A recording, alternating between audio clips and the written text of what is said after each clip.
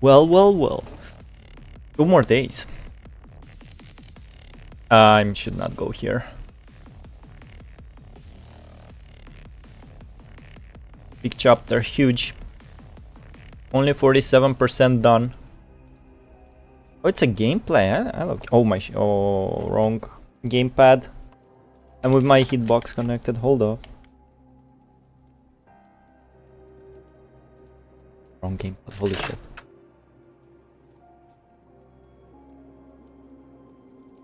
It works. In HA3 it doesn't work if you like connect and disconnect the gamepad during when the game is up. It works. Good game. Good game. Meow for all, meow for you too, IA. How are you? You ready for the big patch, man? Break the siege. Wait, that's it? No story, nothing? Them leave actually playing as a support in gameplay? Dang. Alright, I was pressing the wrong buttons again. See. Didn't hear that one.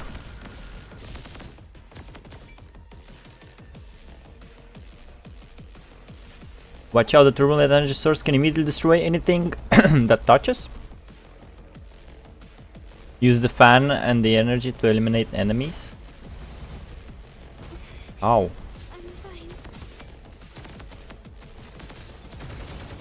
How do I guess which fan will work? Oh, I see. Double?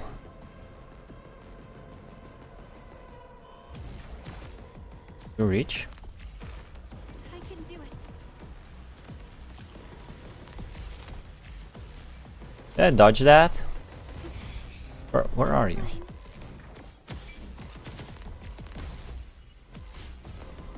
Oh, so I must not touch the walls. I'm ready. Also got a new update for Enshrouded, and my buddy joined my second playthrough. Pop games. Wait, can I start from the beginning? Fuck. I think I die no more than once. No more than once, so I can die once. I'll protect everyone.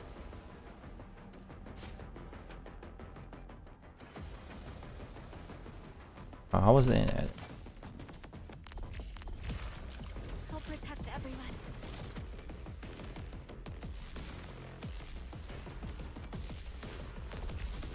I'll do my best. Doing my best.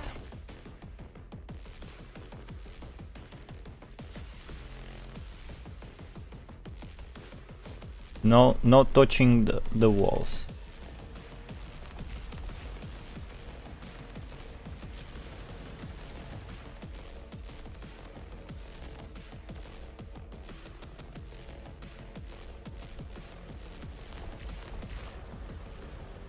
Like that? Huh. Can't reach them.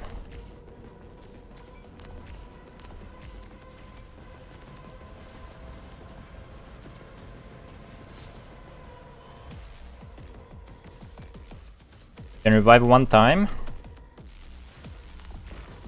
This game should stop being so generous.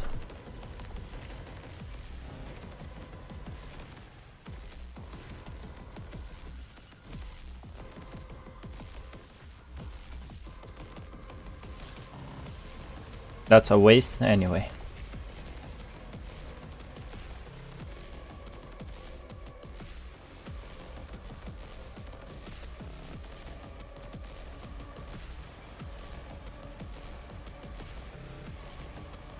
Good song.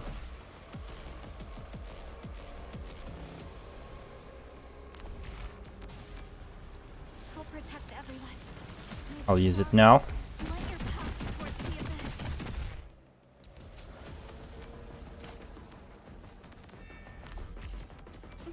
I dodged that. There Fine. you go. Harley Joe.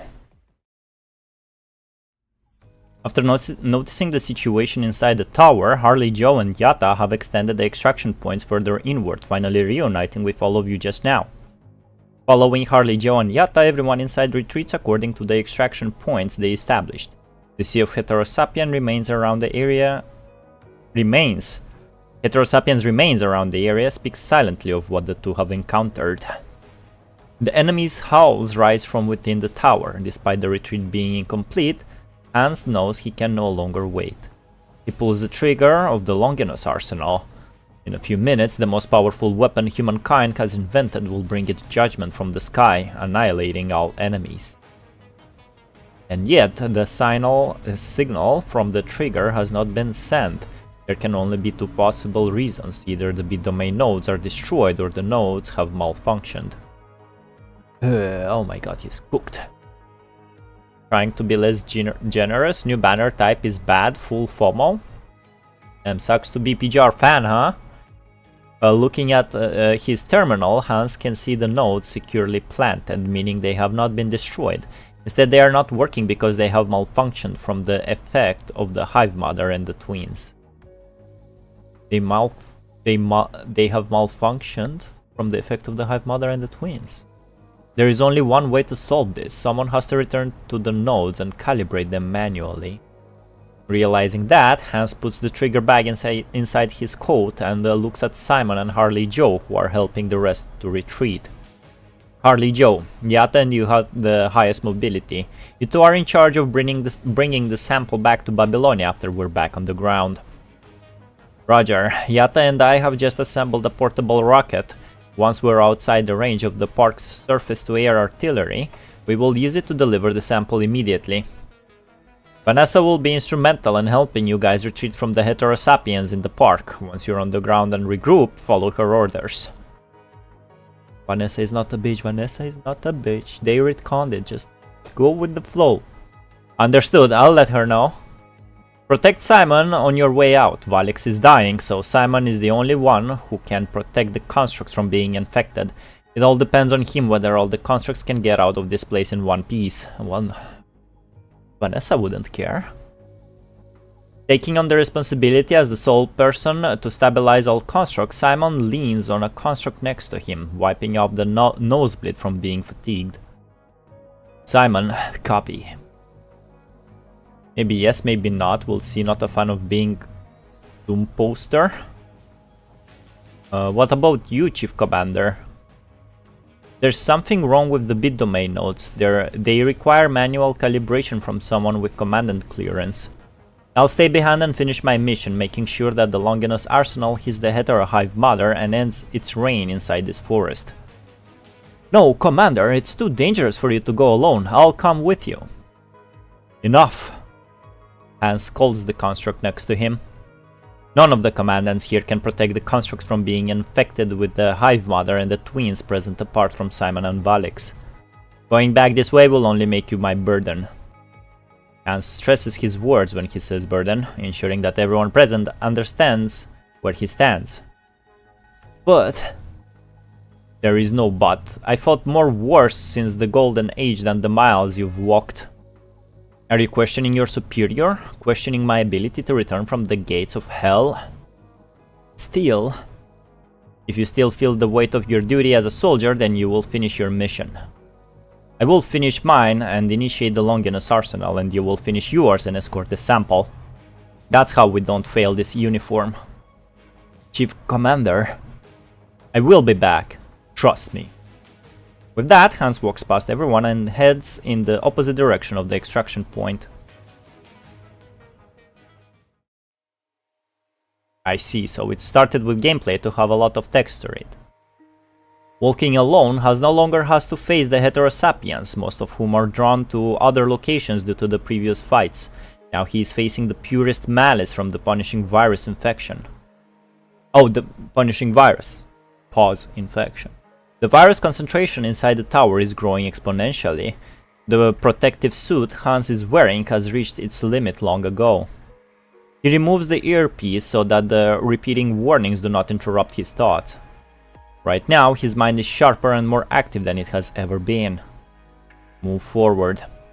He walks straight toward the bit domain node that requires his manual calibration. That is his mission, his duty, his unwavering belief as a soldier. Capillaries underneath his skin begin to burst. Hans starts to sweat blood, soaking the protective suit from within. Why is it blue? His organs, having gone through multiple enhancement surgeries over the years, started to show worrying symptoms a few months ago. Now those symptoms are getting worse, sending immense pain to his brain. With the pain that can topple the toughest pain, Hans keeps himself awake.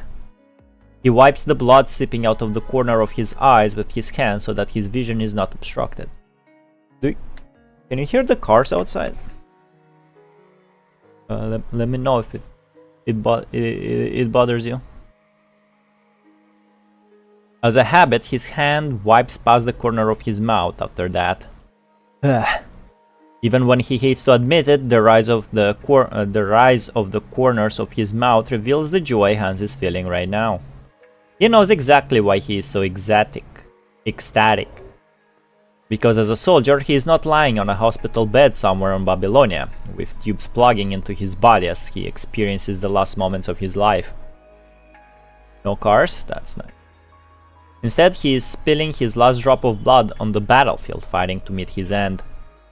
His body will not be perfectly preserved in a coffin covered with flowers and adornments waiting to be revered and praised. No, he will lie on the front line, all alone,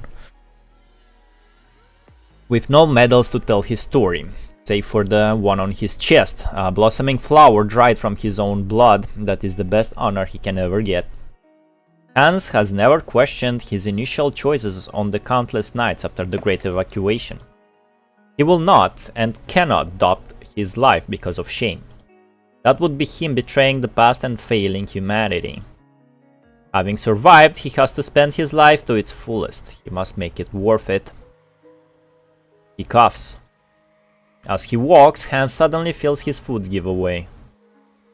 His right leg has gone limp from all the infection and the exhausting fights, and so he uses his rifle as a crutch, hobbling forward. Whatever it takes, even your life.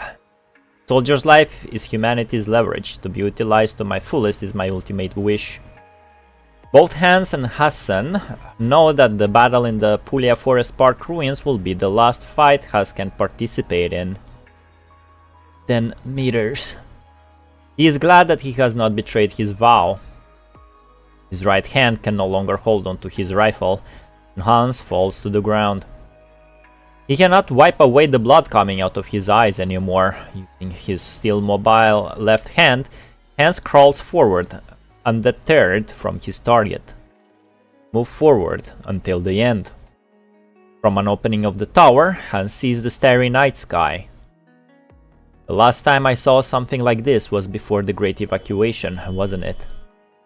Since then, he has no longer smelled the grass on the field or admired the stars from the surface. Nowadays, Hans is closer to the stars, a ghost haunting the space beyond Earth, a tombstone of the Golden Age.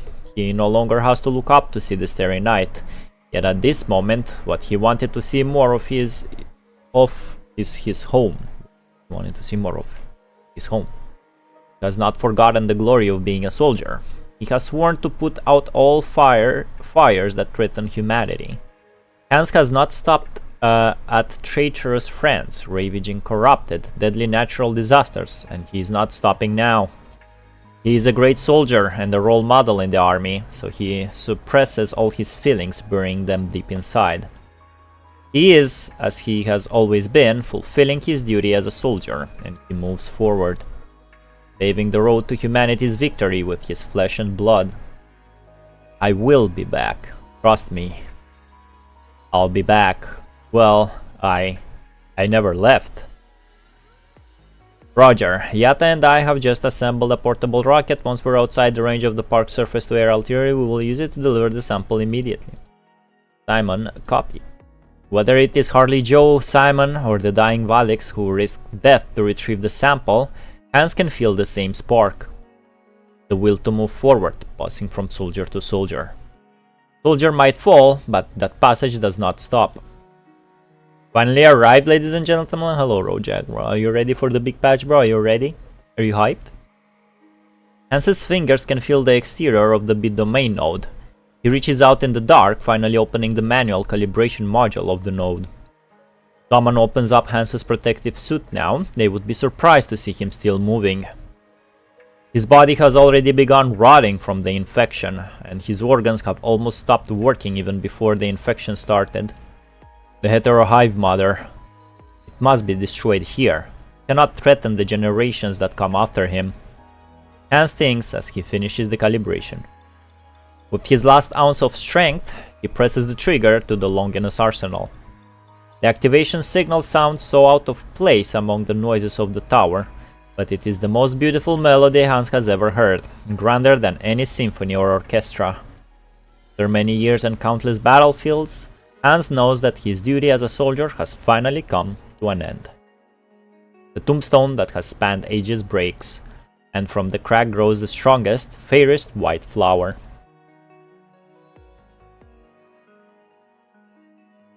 Arnold, I'm coming back. Remember Arnold? Did he die? I don't remember Arnold dying. It's the medic guy. I'm not ready. I still wanted my triple rewards, honestly, but nothing lasts forever. It's over. Should have enjoyed it while it lasted. Oh, we're fighting without leave. F for the true soldier of humanity. One of the real ones. Did Arnold die? Remind me, please. Ron, keep. What? Also, why it shows that my mic is spiking, and I don't like it. Is it spiking? Is it spiking hard? Guess I have a fire. Maybe. Oh. Maybe it will be better like this. Hello. I really understand and admire his philosophy. Run, keep running. Who says this? Harley, Joe, and the others, having returned to the ground, are speeding through the forest with Egret leading the way. The area surrounding CPF-040 is aflame from Egret's bombardment, stopping the Heterosapiens from catching up. Still, countless Heterosapiens are coming after them from all corners of the forest park ruins. Lucia, Lee, Leaf, Harley Joe, everyone. They have already forgotten how many Heterosapiens they have taken down on the way. They only have one objective in mind: break through, then send the sample back. This is a race with extremely simple rules. A race against time, against the punishing virus. It's a mystery. He's either died protecting Wanshi or survived somehow with his cancer. Oh, he had cancer. Yeah, well, I guess that he was a doctor, right?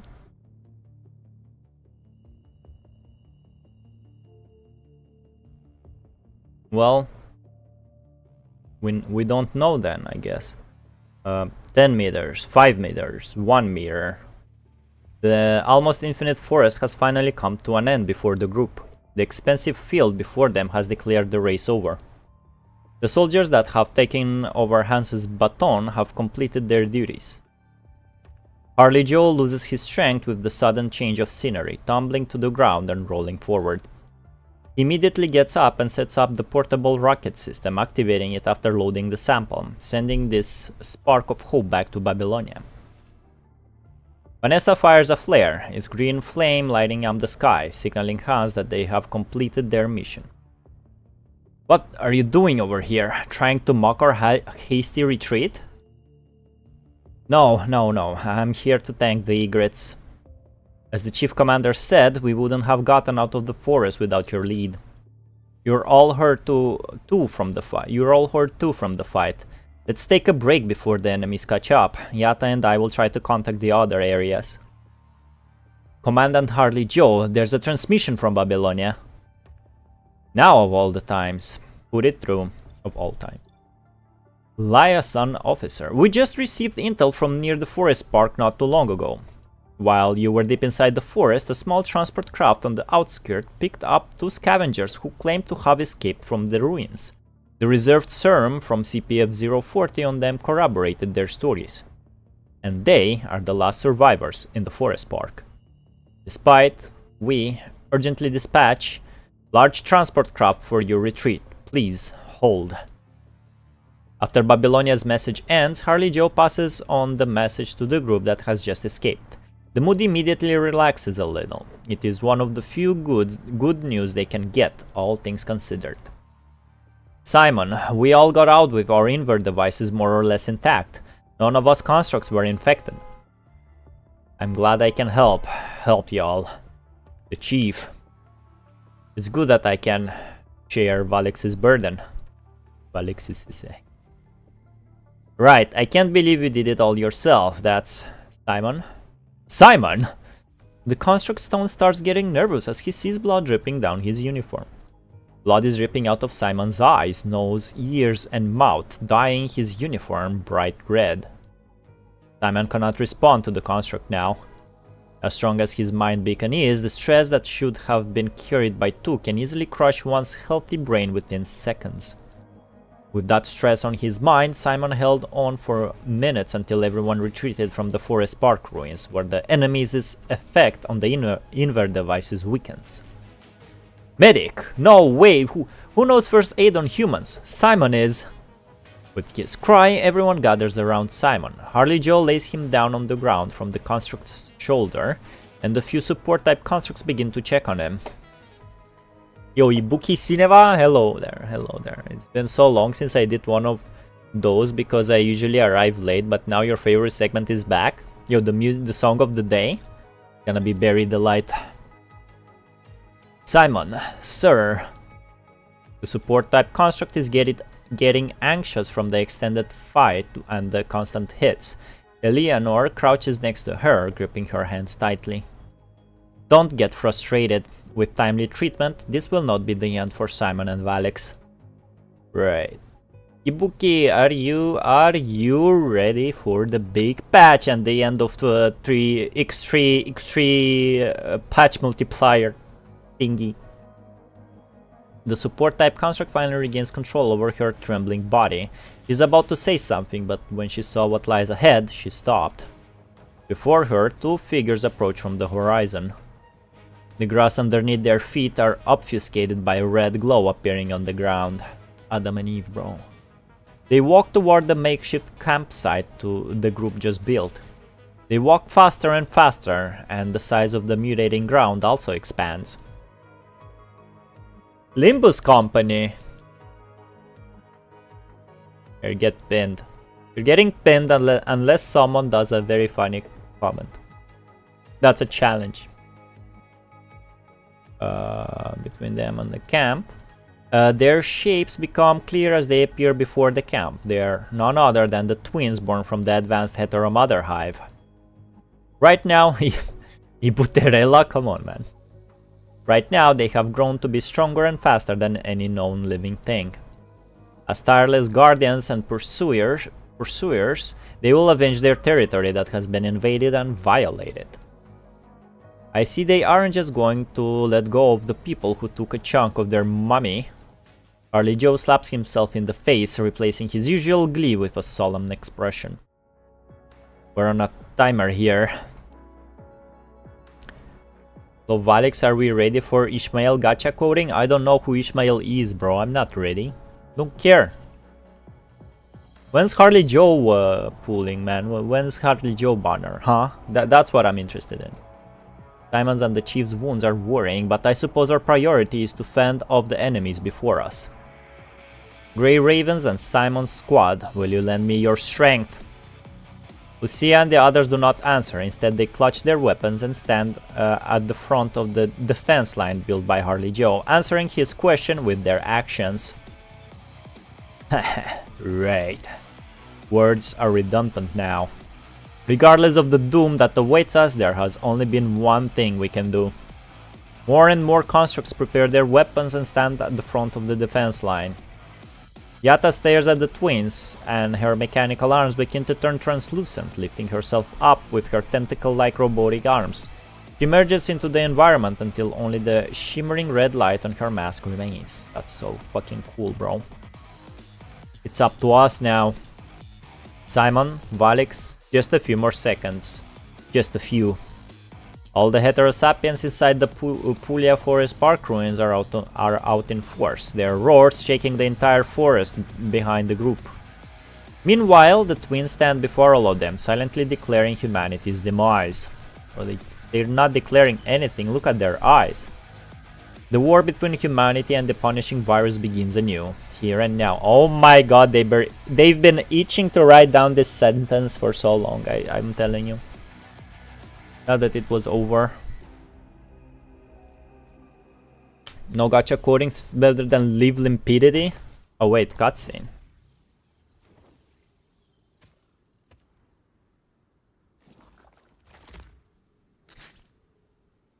Well, well, well.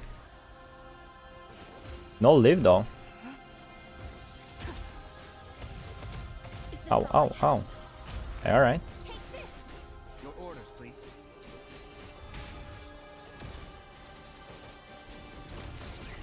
Unidentified twins. Did this second one disappear? I see. No one can escape my bullets. I'd advise giving up. I shall pave a path. Not bad. I need a lock on.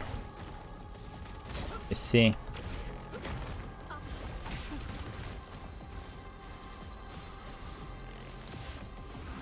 Damn, lock on works strange. Your orders, please. Be my blade.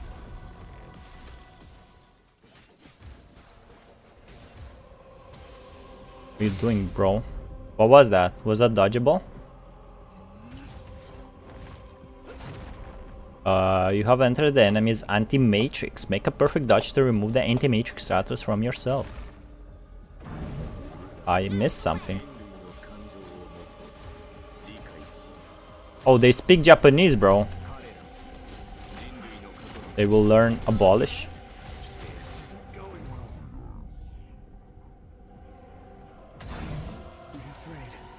Did I dodge? I don't think I dodged it.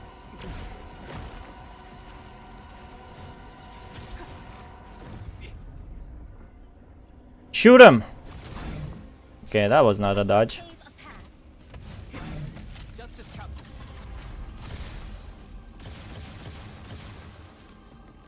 I'll be your wings, Commandant. Out of the way. Raven Flash. Your orders, please. Bloom!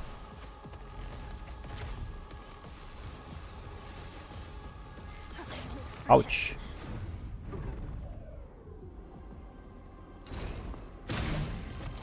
No one can escape my bullets. Ah. Still trying to run. Nice. And this Lee is cool.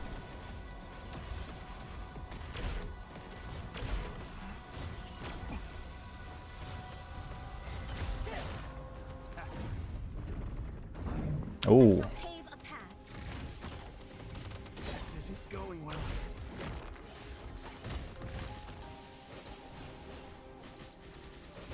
Is this all I have? oh, he's comboing me. Will not be able to restart in 1 minute. Raven Swamp. Be my blade.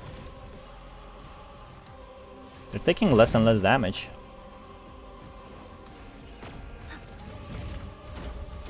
Is this all I have?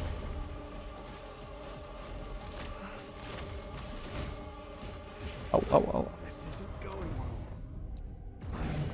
He's dead. Did I like died a lot of times? How am I getting life back? Justice Cup.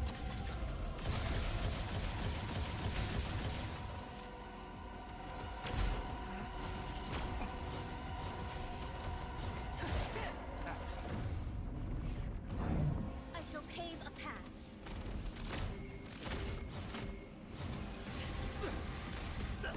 I'll be your wings, Commandant. Your orders, please. Out of the way. This isn't Unable to restart. Alright. Finally, they killed someone. I'd advise giving up. This isn't going well. Not dodging normal attacks though. So after that one, they're doing their own matrix. Interesting. You died 3 times. I actually won this fight when I did it. My first time. Is dreaming an endless dream. What the fuck? In the dream there are many blurry figures and loud noises. What? It was supposed to lose? The singular blackness is replaced by the red of an unending flame. Loud noises explode by your ears, almost shattering your eardrum. In the next moment all voices disappear. The space is so quiet that you almost cannot hear your own breaths and heartbeats. The blurred figures start to clear up. That's just 1 minute, bro.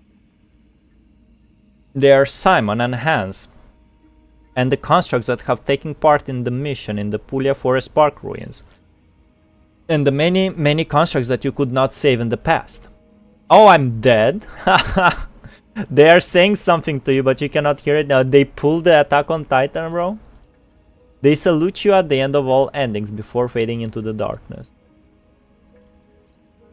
The darkness removes your senses of space, but you can still feel pink light glistens in the dark, slowly approaching, stopping right before you. Yet it lasted so briefly, so fleeting that you wonder if you were under an illusion. There is nothing after that glow. Everything begins to be devoured by the darkness.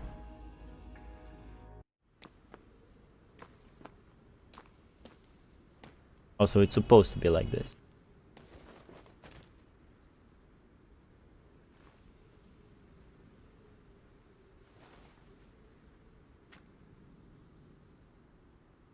Yeah, why were you not in the fight?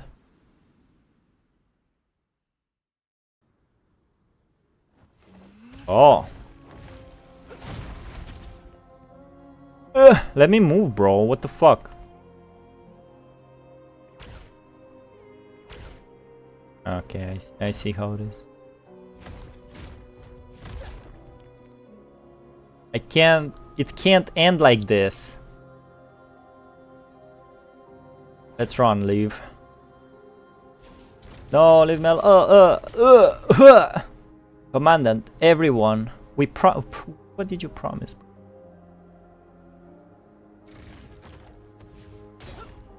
Damn, they're bouncing her around, bro.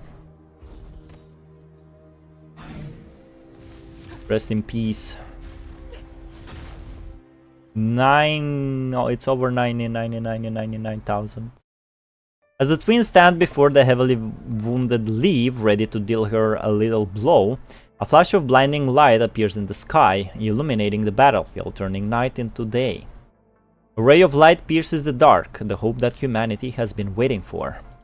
The Longinus arsenal has finally arrived. Humanity's most powerful weapon passes its wrathful judgment from the heavens. Oh, we're dead. The twins seems to realize something, and a primitive drive urges them to take the heterosapiens and rush towards CPF-040, abandoning the prizes of war before them. What the fuck are we gonna do with them? The Longinus arsenal hits the hetero hive mother right where it is. We're all dead.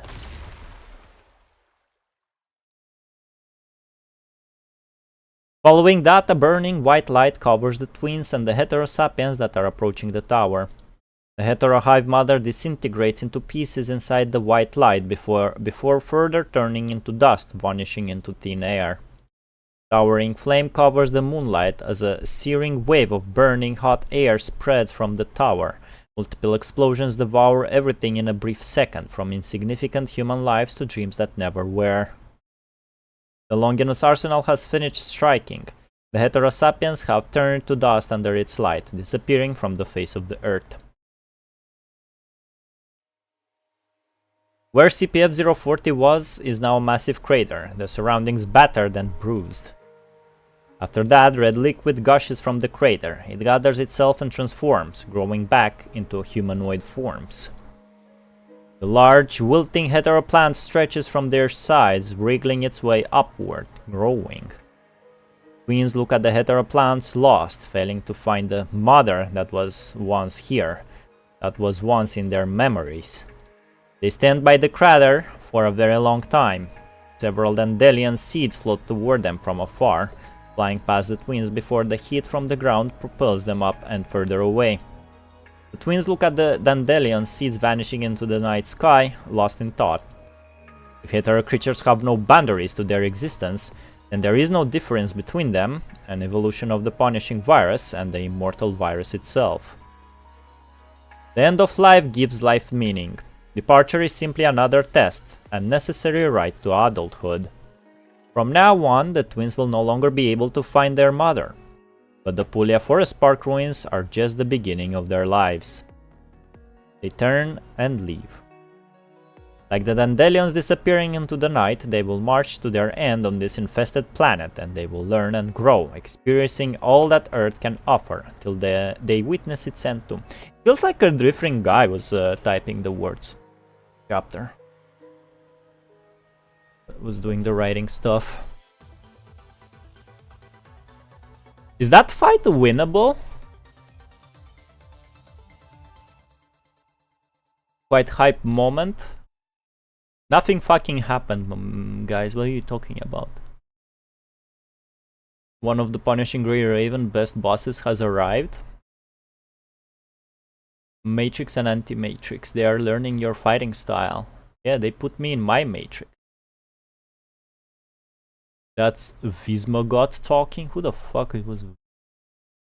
This bug is still here, or they just didn't voice the Aang for them? No, they were just talking Japanese. I actually won this fight when I did, so it is winnable. You will lose, but you can win the fight to trigger a losing cutscene.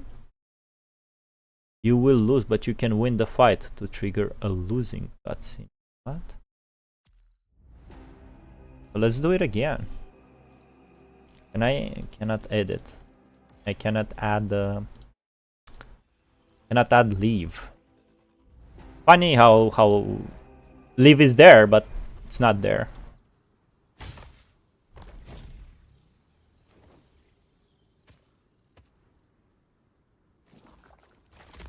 Every time they caught me in their anti-matrix, Lee was doing a move.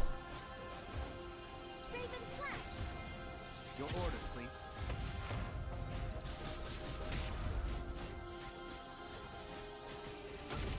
I didn't see that one.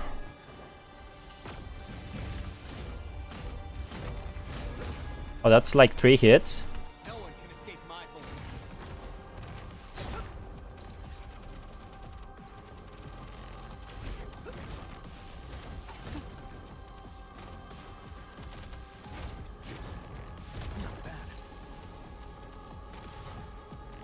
I'll switch characters when my dodging buttons are over. I shall pave a path. Like now. I would like to switch now, thank you. Is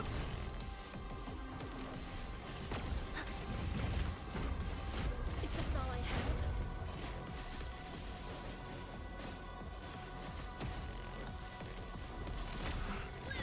Be my blade.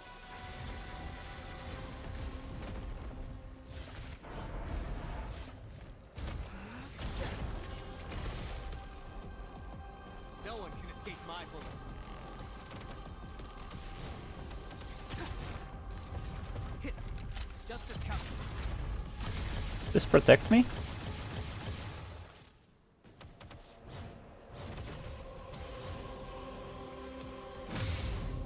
Okay.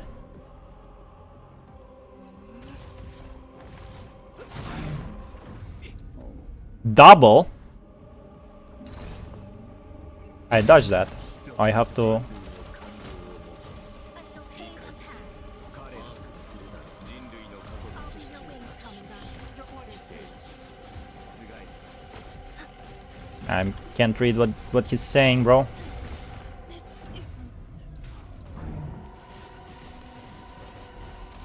They do a lot of damage. Ouch.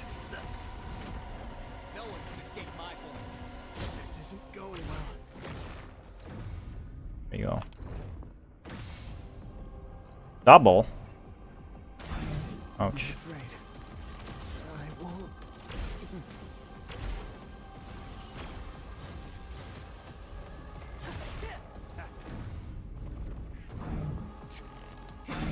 Justice counts.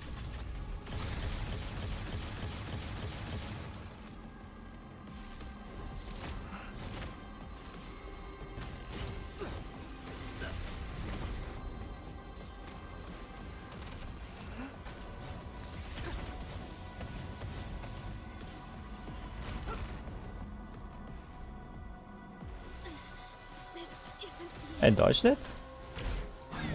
Be my blade.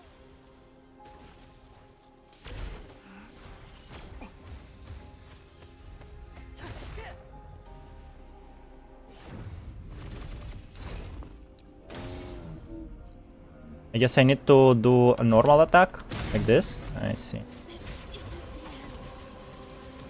Your orders, please. Does she attacks me if she's not in the camera frame? That's a very important question. My blade.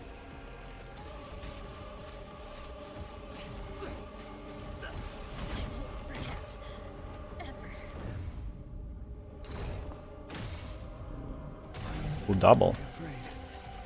I won't.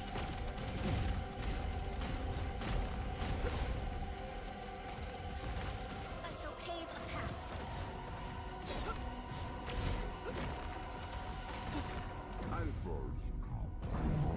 I didn't.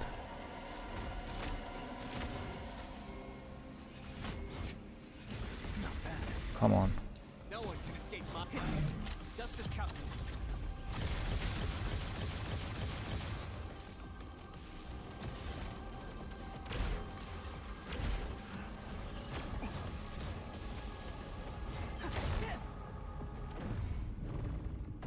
I didn't have in Matrix at all. Is this all I have?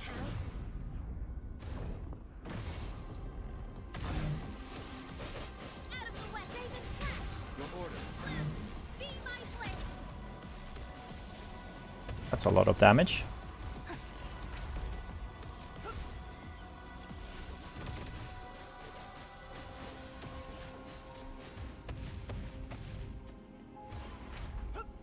You're too far, brother. Is this all I have?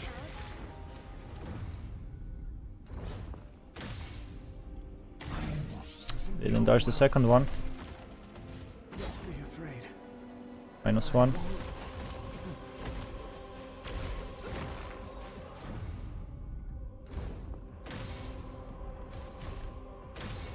Damn. Son of a bitch. Is this all I have? Oh, he's getting stunned pretty well. Oh, what? Oh, I see how it is. Forget. Ever. I see how it is. Any of your action will lead to the scripted lose. The boss is now unlocked in Trail Zone, and try it with your own characters. The amount of twin solos with characters on YouTube are insane. Yeah, when somebody talks about PGR, they always mention the twins. I didn't know it was Nier Automata twins. Well, the more you know, huh? Easy if you ult a lot, but ulting a lot is for losers. We do it style, smoking sexy style. Yeah, I noticed Nilo Angelo is not using ults that much in his combo videos. She will attack you outside the frame. Yes, it's not an easy fight at all. That sucks. Valics won, congratulations. Thank you, thank you. How do I skip this? I'll just retreat. I got all 3 points, so it's good. This might be not the last node, but we'll see. It has been several hours since the twins left the main battlefield on the Puglia Forest Park ruins.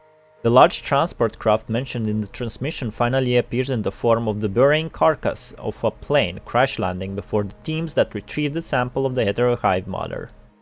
Eventually the different teams could only manage to save the pilot, and they begin their retreat on foot.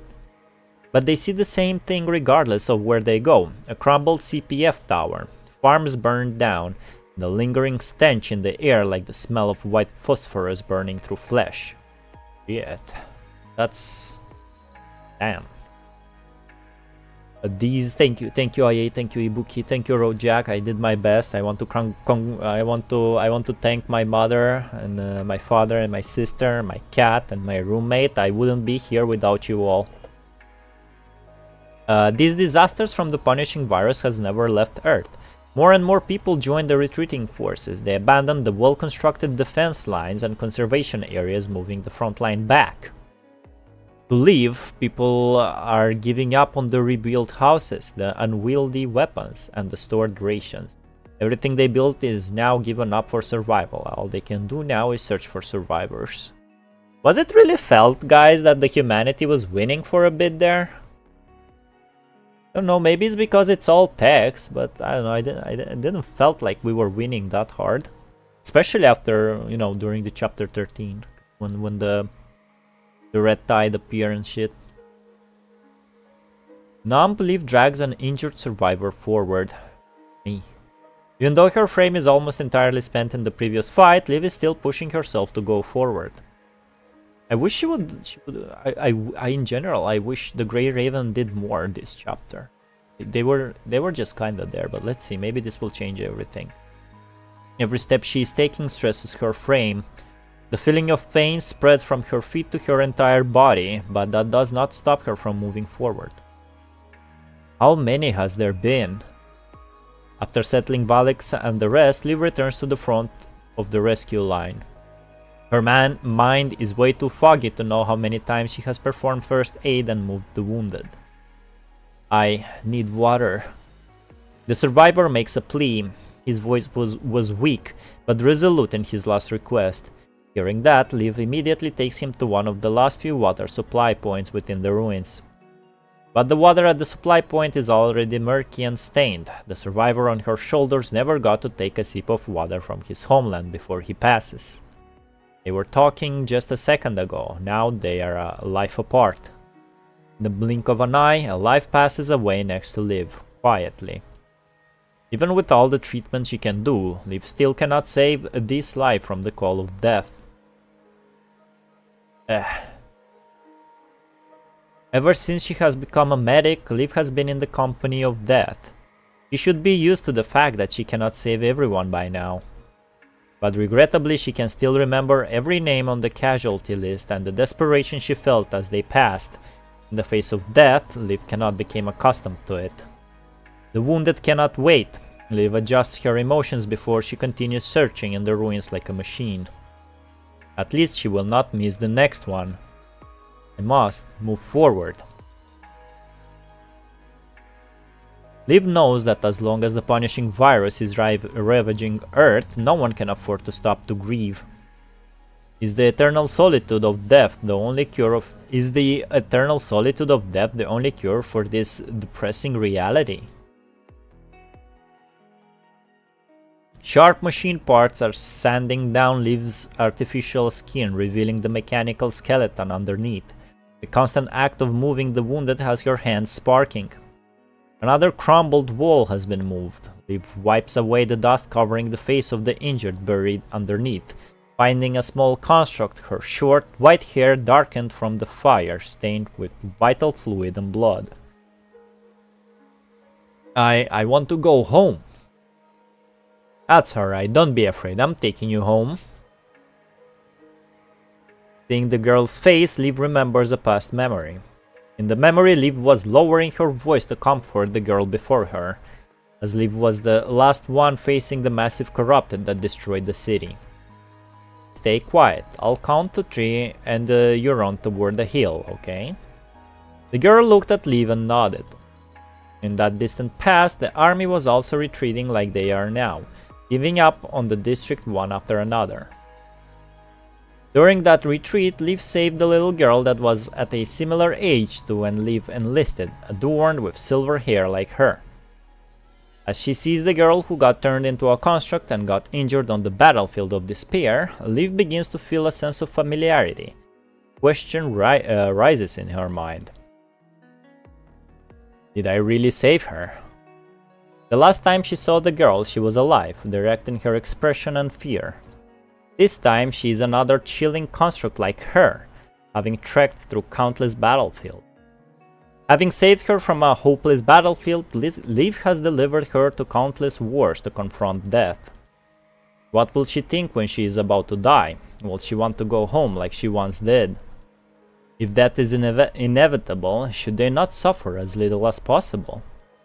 Can I really save everyone? Does anything that I do mean anything? Is this really salvation in this ocean of pain? It's not just her. Hans, Simon, Lucia, Lee, and Valics. Everyone has fulfilled their duties as soldiers to their dying breath. But now, so much is lost. A breeze blows past the battlefield, sending a bag of hydrangea seeds from the little girl's arms to live. What flower will blossom and what fruit will they bear when the seeds are planted? No one will know. The farmers are gone, the farms are lost. That bag is damaged by the fire of war, the seeds soaked in blood and fuel. Liv looks at the hills of remains before her. She knows this scene exists not only here. The cities and defense lines lost all look the same in the transmissions. Humanity is once again connected. Agdilic, the Forsaken, Aru, and the countless scavengers. Not by hope, but by the desperation that the punishing virus has brought.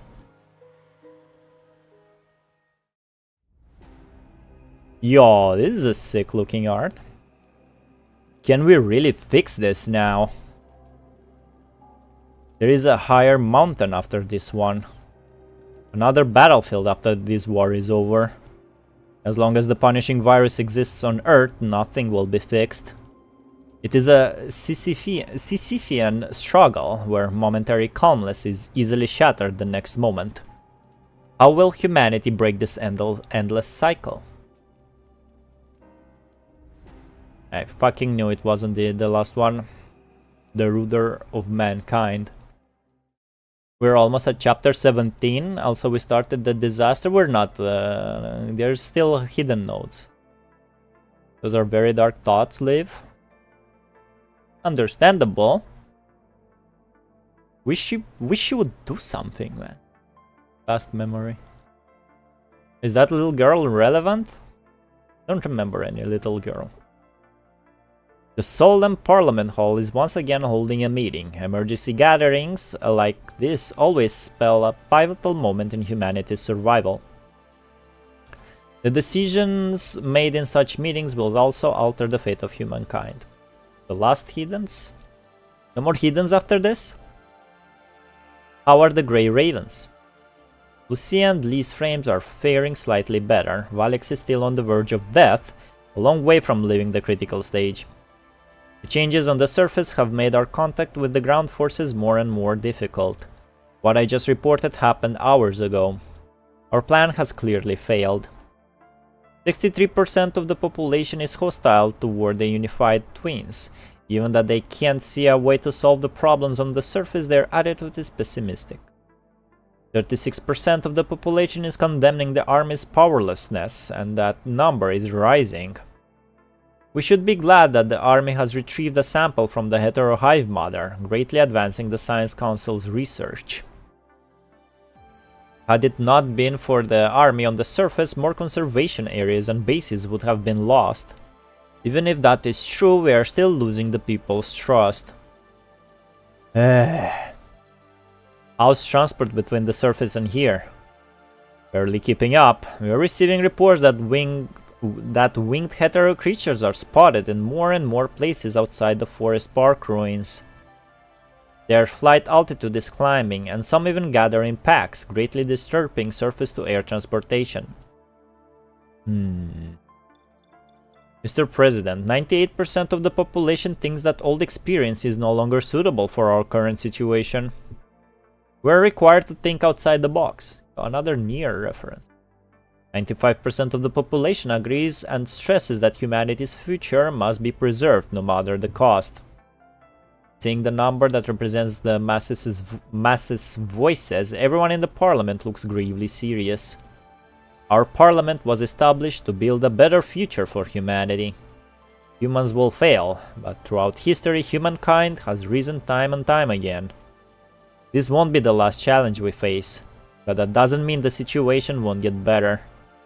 The punishing virus has locked us inside a cage of desperation, but the key of hope that can unlock it might have been in our hands all along. What is it? Oh, that's all. Let's see. Flambeau, bro? Flambeau? So we're doing the interlude first? He streamed for an hour. Is it break time or is it break time? How about this? I put break and we'll listen to the song.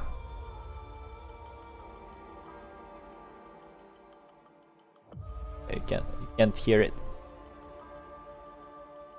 Let's see. Let me like it. So, need to turn it on.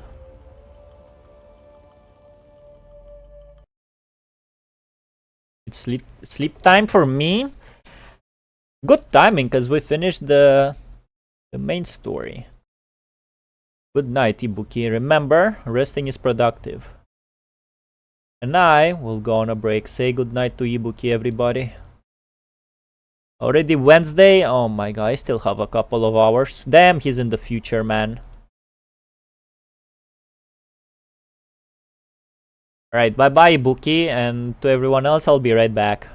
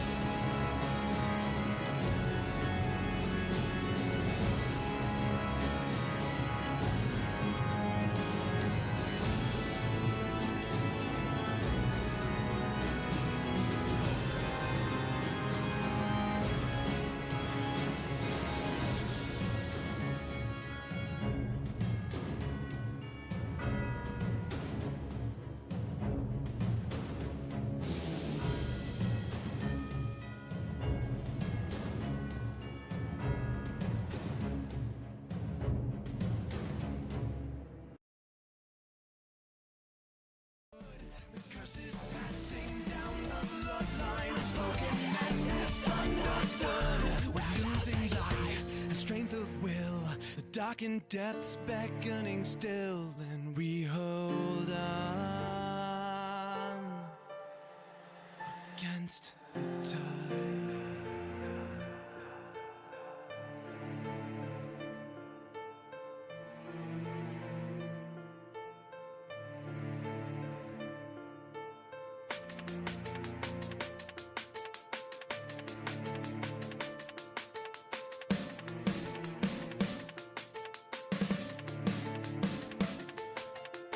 The storm left to fight alone.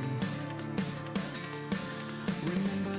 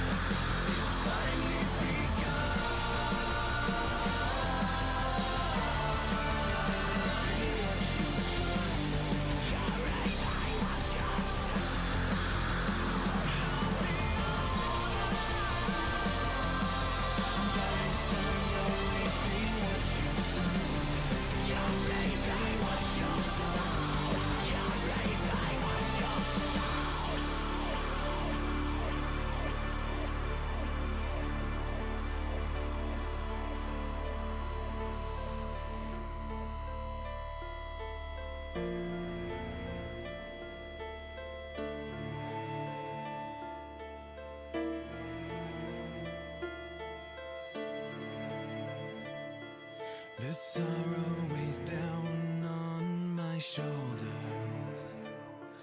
This fear's getting harder to hide. You'll leave me alone in this darkness, left to hold out against the tide.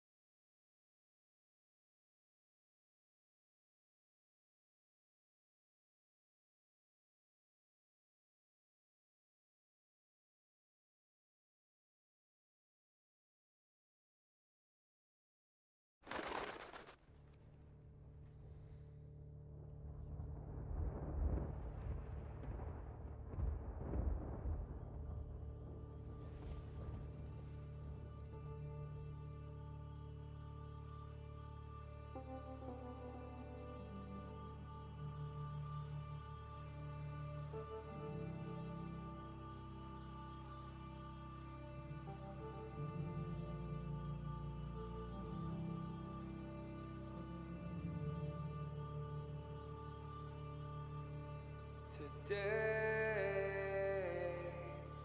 we stood on the wall. We laughed at the sun, we laughed at the guns, we laughed at it all. And when they told us to go,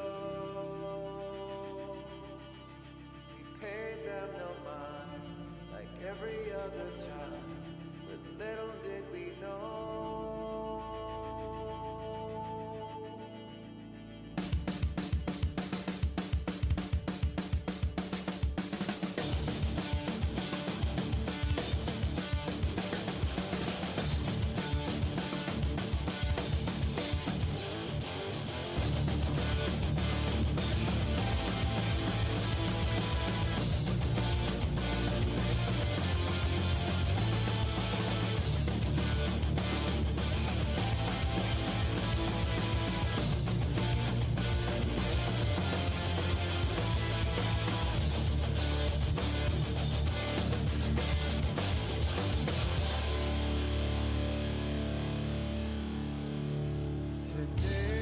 Today, I look for a sign with flames in my hands, a line in the sand between yours and mine. And it came like fire from below. Your green led the call. My flag had to fall, but little did you know. Another day, your truth will come.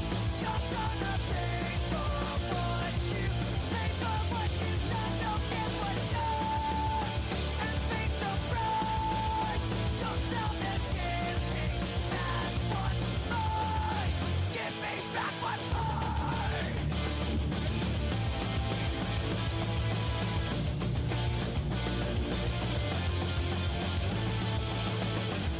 I'd never been a coward, I'd never seen blood. You had sold me an ocean, and I was lost in the flood. We were counting on a leader, and we were driven by need. Well, there. How many copyrighted song was was playing there? Sheesh! I thought it's gonna go on a Limbus compilation, man. I'm back.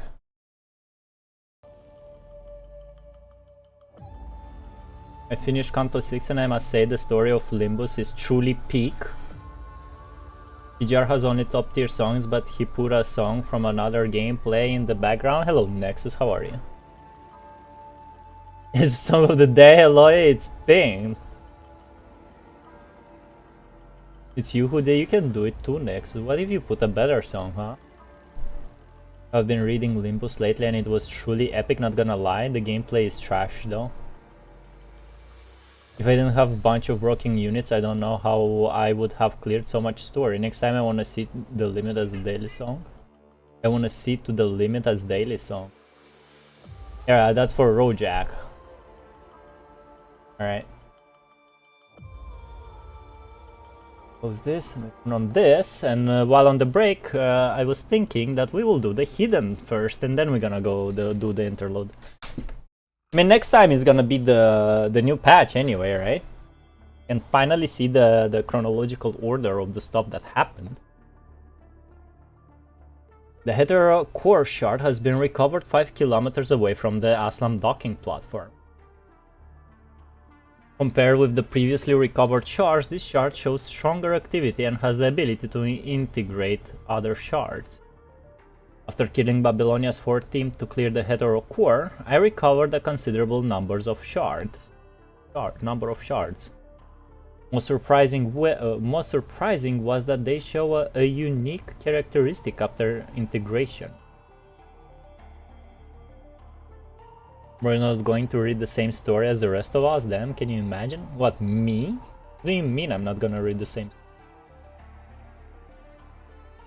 The properties of the crimson liquid extracted are almost the same as that found near the Hetero core. The cells devour one another and evolve. Break? Yeah, that's... But I took it out. Thank you, IA. The Hetero core is constantly deforming and disintegrating in this slot, sensing something different from ordinary corrupted. I can't put my finger on it, but I understand that this kind of agitation is similar to what I saw when I was on the verge of disintegration. I see the future of Ascent in this Crimson Mire. Is this Vonnegut? After my analysis, I've decided to contribute my efforts into further research.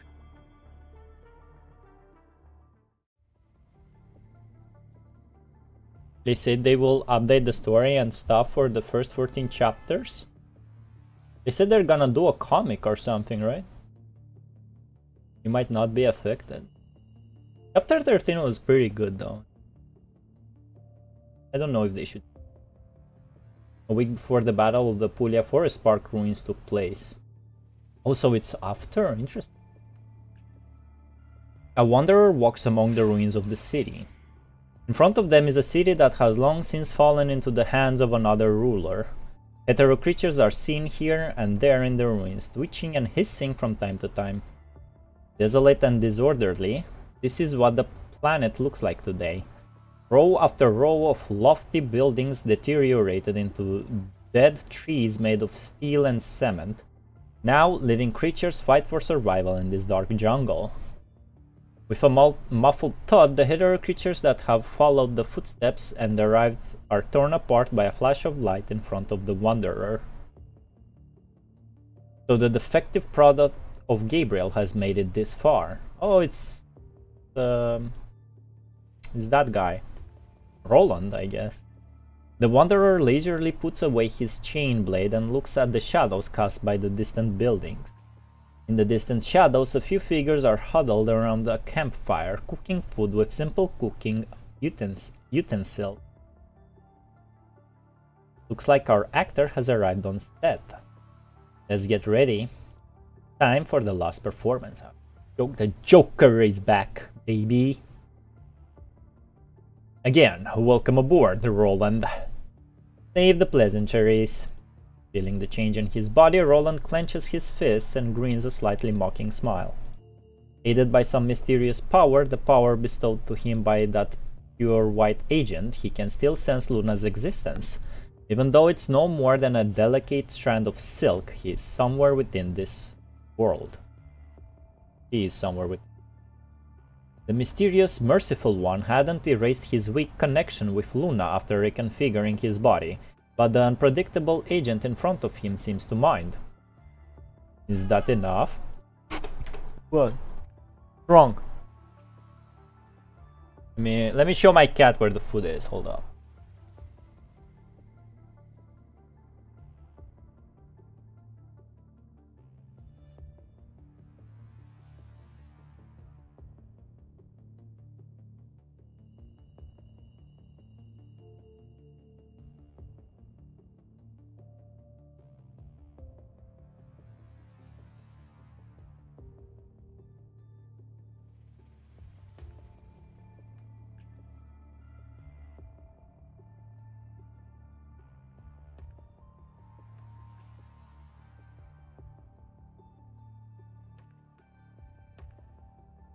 Wanted to trick me into giving him more food.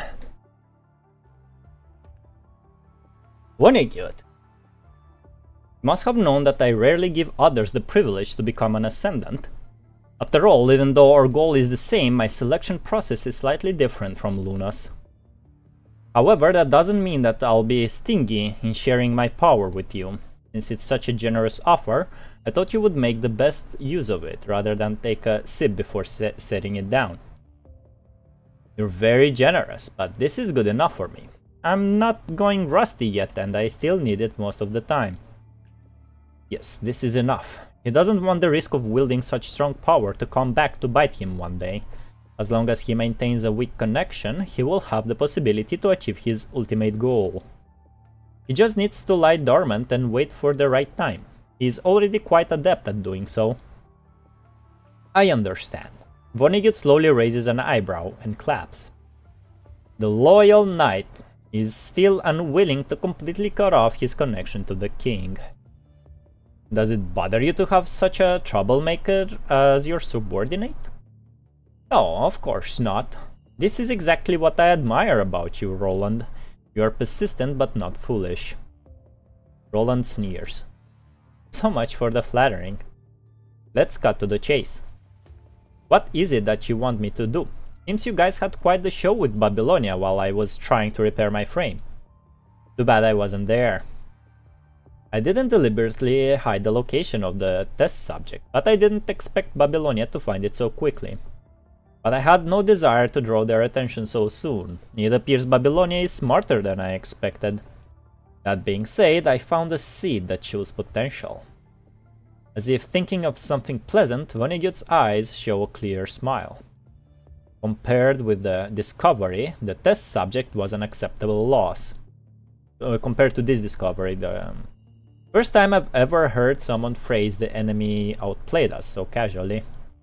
Some of Babylonia's teams are more troublesome than others.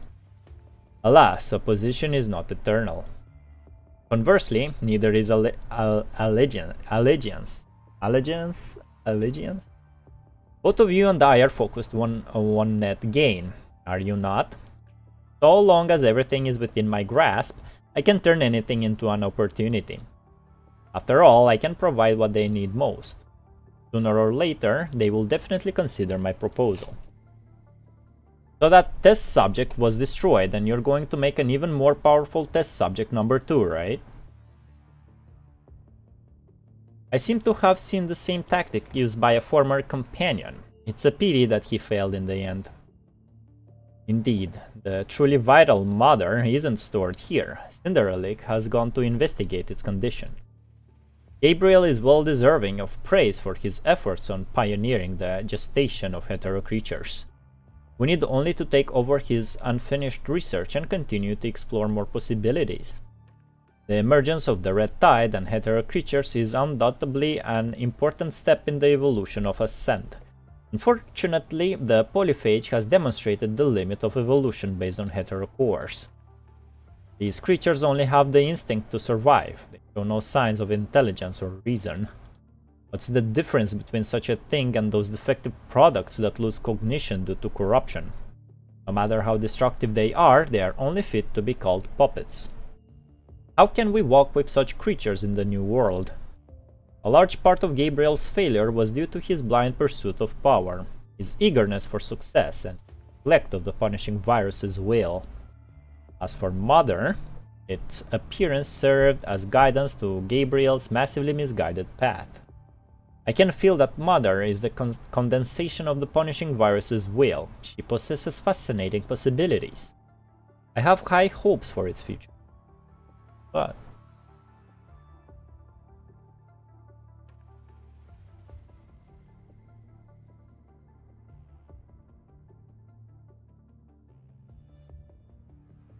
alright, sorry about that.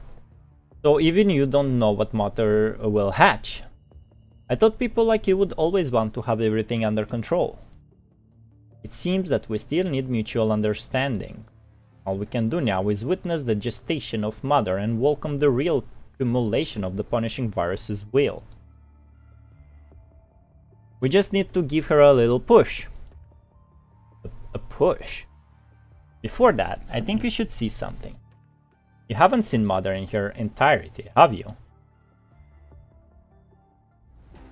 Yo, gameplay? Are we gonna play the flamboyant? Is this flamboyant? Grinding trickster? Recording. Hetero cores are placed below the base. Miss Luna doesn't respond to this. For the Great Agent of Ascent, this power isn't worth mentioning. For the Great Agent of Ascent, this power isn't worth mentioning. But Roland shows no concern for this at first, unable to understand the Ascent's favor toward him. Perhaps this is the privilege of humans who share the same origin as Miss Luna. They are different from me, they don't need to be pieced together. Therefore, I cannot understand the real greatness of Ascent. I proposed to remove some shards from the recycled materials in the space station, but Roland objected. As he said, watching the flowers struggle is far more valuable than recovering the heterocore shards. But his meaning is hard to decipher. The defective construct looks nothing like a flower. Similarly, I have been unable to understand his behavior. He obviously has the power to destroy his prey, yet he spends the time to set traps.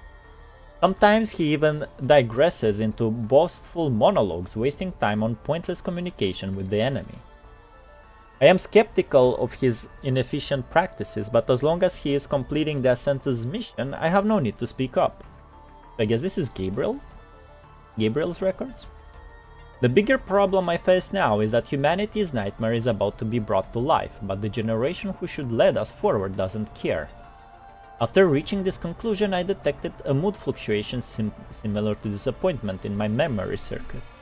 No one seems to pay any mind to this earth-shattering power, but I am sure that this power is the gospel brought to me by the Ascent. As such, I am even more deserving of wielding this power. Roland was watching nearby a few times when Gabriel developed hetero creatures. He'll never forget how those creatures came out from the slimy eggs. They were squirming and twisting and looked absolutely disgusting. The deformed hetero creature looks up and stares at the dark angel in front of it. Gabriel raises his cane and points it at the hetero creature. The back of the hetero creature bulges with pus, and then from it breaks transparent wings. Its insect-like wings are slowly stretching out. Defense capability suboptimal. Combat capability suboptimal. Pursuit capability suboptimal. Unqualified. Gabriel reaches out his left arm and grabs the deformed hetero creature and tears it to pieces. Keep going. Experiment number 327. What are you doing? Lazily leaning up against a wall in the corner, Roland speaks in a relaxed voice, as if it is just a casual inquiry in his spare time. He's still watching the scene closely from within the darkness. Gabriel seems to be accustomed to Roland's indolent attitude. He doesn't even turn his head to look back. I need the most powerful servant as possible at my disposal, so I'm testing trial after trial. As long as they understand that we are superior as ascendants, Then we can easily bend them to our will. I've been wondering if these things have feelings or thoughts. They look pretty dumb. They have no use for those. An experienced beast only fixates on its prey, block and then attack. They are merely tools at my disposal to achieve the long-cherished dream of ascent. Whether it is emotion or cognition, they will only become obstacles for me to control them. Caline Cryenia, oh damn, we're in chapter 16 now. Surprise Doc, is that you? Old news bot, finally? What did I miss? I was wondering how many copyright songs were playing during break. After waiting for 4 fucking years, Kamui got a new frame? Yeah, you weren't here when we were watching the live stream. I mean the VOD for the live stream. I was betting on Rojak's soul on that frame. You're betting that it will not appear or that it will appear? Yes, that's me. Well, welcome back, man. You're back when the YouTube changed the fucking chat display. Caline Cryenia. Well, now you are Caline Cryenia. Are you ready for the big patch, Caline Cryenia? The dark mechanoid is gazing into the deep, bottomless tide of red with a crazy red glint in his eyes. Everything Gabriel pursues is in that deep pool, devouring all the nourishment he prepares and constantly searching for whatever he deems most powerful. It's strange, I remember you weren't like this before. If you still have time to laugh at me, you'd better continue to complete your task. Relax, I'm almost ready, they didn't notice. I'm curious as to what form this little pest of yours will eventually take. So am I. I have explored our possible variables that will affect the power of these creatures. All I need to do now is wait for them to evolve and reach their full potential. All possible potential. Well then, I'll await the good news. Betting on something that doesn't exist? Suspended? I always forget his damn name. Surprised. Suspended. Nobody, no, please, nobody get suspended, please. Gabriel has been searching in the deep pool for the strongest power as he understands. What is now presented to Roland is likely to be the answer to that power. The indescribably massive incubator for integrating mechanoid and biological structures is suspended deep underground. Countless tubes flowing with red liquid are connected to it. Babylonia would never have expected this kind of thing to be hidden under the central purification filter that was once the lifeline of the human race. Quite the bold decision. I wasn't the one to decide on the position of Mother. The seed merely landed here and successfully germinated. Vonnegut looks up at Mother, which rises and falls with its regular breathing. He feels reassured. I always think about that banana art when I say suspended dog. Me neither, I also have no idea what that is. This is even better than the test subject. This CPF was used by humans to reduce the concentration of the punishing virus, but due to the existence of Mother, it has turned into a hotbed for it to absorb nutrients. In the absence of the red tide, this is a place more suitable for Mother than that greenhouse. Unfortunately, Gabriel faltered on his way to uncovering the truth. Perhaps he was 99% of the way to achieve his goal, but it was the 1% he ignored that is key to achieving it. I found this is the Gabriel memory data collected by Cinderelic. I found this in his memory. Speaking with a solemn tone, Vonnegut takes out an old storage device from his pocket. Gabriel thinks that emotion is useless, but he deliberately ignored what the turning point was for him becoming an ascendant. Hatred, pain, obsession. These feelings are very familiar to every ascendant, but they are completely unfamiliar to hetero creatures. Standing in front of Mother, Vonnegut opens his hands as he explains his theory without hesitation. The hetero creatures incubated by Gabriel have given us new possibilities and may have even inspired the punishing virus to develop toward intelligent life form.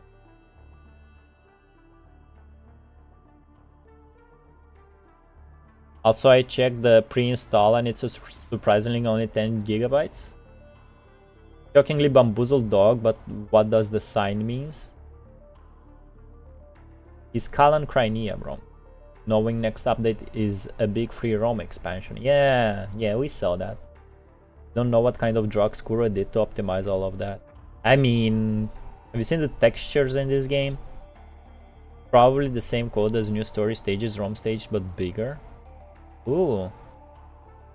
So you have like little free roam in story as new story stage roam. They copied that from that other good gacha game.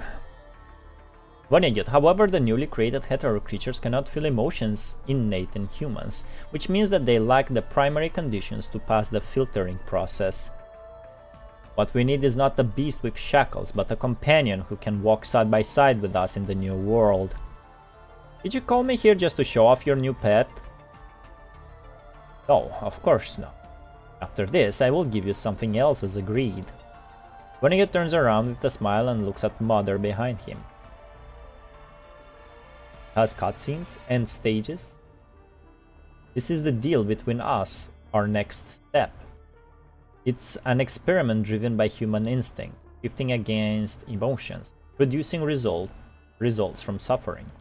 I think you'll be interested in the show, Roland. Not looking forward to how big the download will be after updating? Vonnegut. Unbelievable. I can never tell what's on his mind.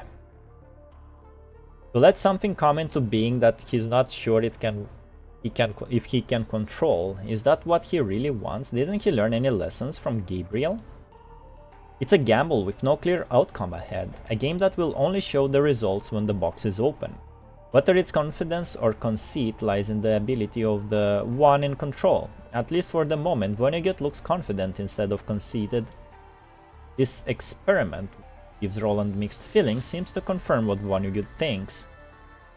So far, 14 groups of scavengers have joined this experiment.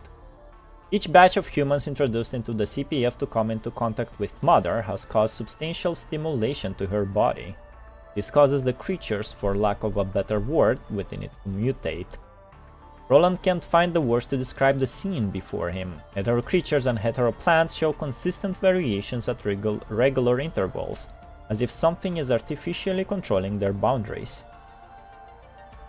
Probably have to re-download the game because no space. Simultaneously, Mother has become increasingly active as if the unknown creatures within the incubator are beginning to achieve memory within the Sea of Chaos. They even seem to unconsciously respond to external stimuli. Just like the subconscious movements of a baby in the womb, this is something even more terrifying to him than the hetero creatures in Gabriel's deep pool. As for the experiment, I gave them the options and they all chose to go to the CPF. In the face of both opportunity and danger, they seized opportunity without any hesitation. Oh, he sent the scavengers? Mother is hatching, and as it matures, the abnormalities in the tower will soon spill over to the outside. I can't wait for the birth of a new life in Mother, but sooner or later those in Babylonia will be able to sniff out where Mother is. So when the time is ripe, you, as an outsider, will step in and make sure Mother can hatch successfully. I had negative criticism about the upcoming new frames, specifically new Alpha. I know Alpha is a fan favorite. Don't they just give her a coating? It's Luna that gets a frame. Motivational dad. Having a deadbeat dad. Tom's ring and interrupt Roland's musing. Mother is ready. It's showtime. Beloved audience, the long-awaited performance is about to begin. Can I get a round of applause? Roland swings his chain blade in a theatrical gesture. Wait, didn't they say this is after the skirmish in the park? They're better can like Agdilek? Yeah, right. Remember Agdilek, bro? The corrupted pass by senselessly. All he hears is the sound of a crow perched in a withered tree, taking flight after being startled by the movement of his chain blade. Fine, guess I'll have to give myself a mechanical rose instead. Roland shrugs, then picks up the shotgun parts beside him and begins assembling it. This boring show has already gone on 14 times. I keep thinking it might have a different ending, but they always end up just killing each other or themselves. The stronger ones manage to make it out to the forest, but they'd be better off just staying in the CPF and waiting to die. Nobody remembers Sophia? Nobody remembers Sophia. Aren't you happy Kamui got a new frame? Alpha has a major role appearing. Alpha didn't get a frame, she just got a coating, man. Coat. A costume. They can't replace Alpha without giving her a new frame, specifically after Lucia got Pyro at. Look at Sophia and fucking Changyu over there. Where? I can't see them. It is what it is. What Alpha new frame, bro? Alpha didn't get no new frame.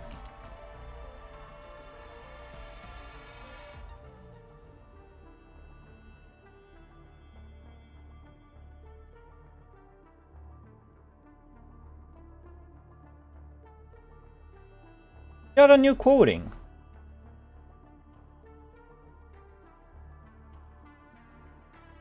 The coating one is Luna. Hey, you mean Alpha with black pants?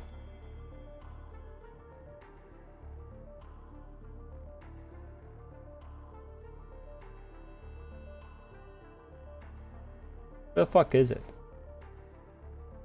New Alpha frame, I can't press on that, huh? Did I miss something? Oh.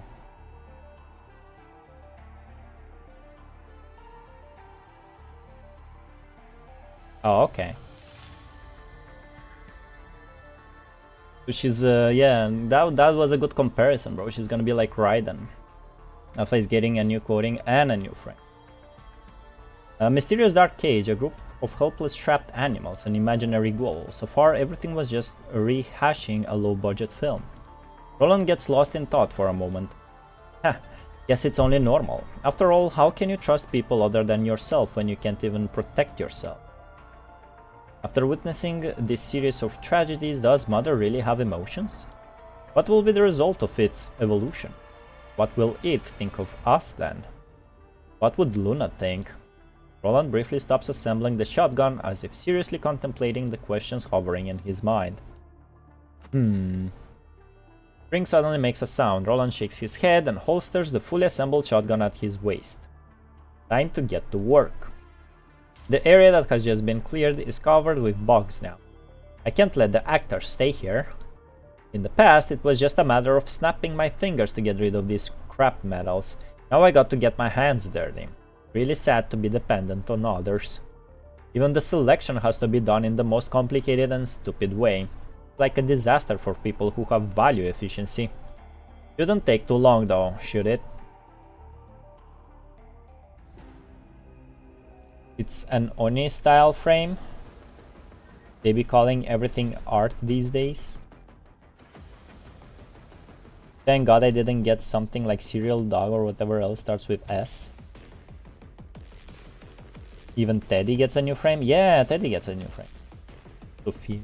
Who? Chang Hu? It's a good opportunity to try out my new power and weapon.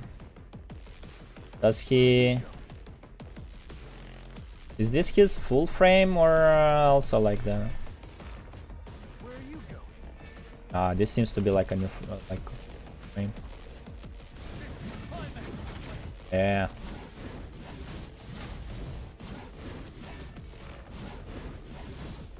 Good, they come in handy. Holy shit, it's cool.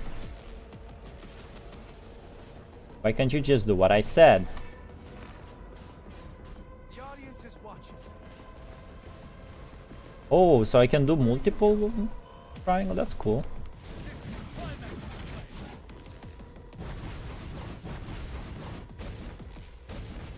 Good.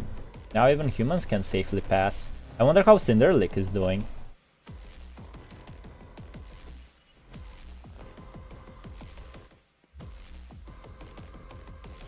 I mean, they did say Akadelic is back, so they might do Cheng Hu and Sophia.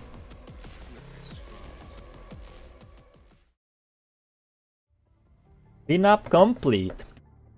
The last corrupted stops moving under his chain blade. Roland spins his shotgun and blah blah blah. His comms rings. Target lured to the designated location. Looks like those little pets Cinderleague brought have led the scavengers right to me. Very good. I always take every performance seriously. Imagine Metal Gear collab? Yeah, doesn't that look like Metal Gear? Let the show begin. They didn't show any 3D model of new frame, right? Only .png. Push it for it in surveys? I want a chess collaboration. How about that? Considering the upcoming frames looking more spiky and metallic. Recording. The ability of hetero creatures to imitate fighting skills is incredible. Their regeneration speed has also reached the expected standard. The punishing red tide is spreading on the surface and capturing food as planned. Everything is developing steadily. Punishing Varus's own will is growing in this deep pool. After witnessing the generation and extinction of innumerable hetero creatures, this thought spontaneously crossed my neutral circuit.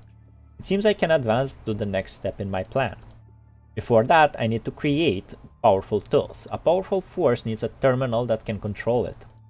Roland showed interest in hetero creatures. After testing his loyalty, I have acquiesced to him participating in the experiment under my supervision. However, he doesn't seem to have understood anything regarding the experiments. Instead, he seems more concerned with the nature of ascent. Cool. That isn't of our concern. Our mission is to pass on the will of us. Surely enough, I can't expect him to understand the ambitions of ascent. Watanabe is like really close to MGR. To the Limit is inspired by MGR song. Her punishing red tide instead of tide. Well, they sound pretty similar.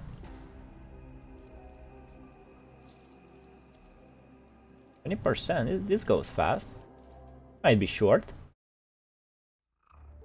Another recording. Experiment failed. Experiment failed.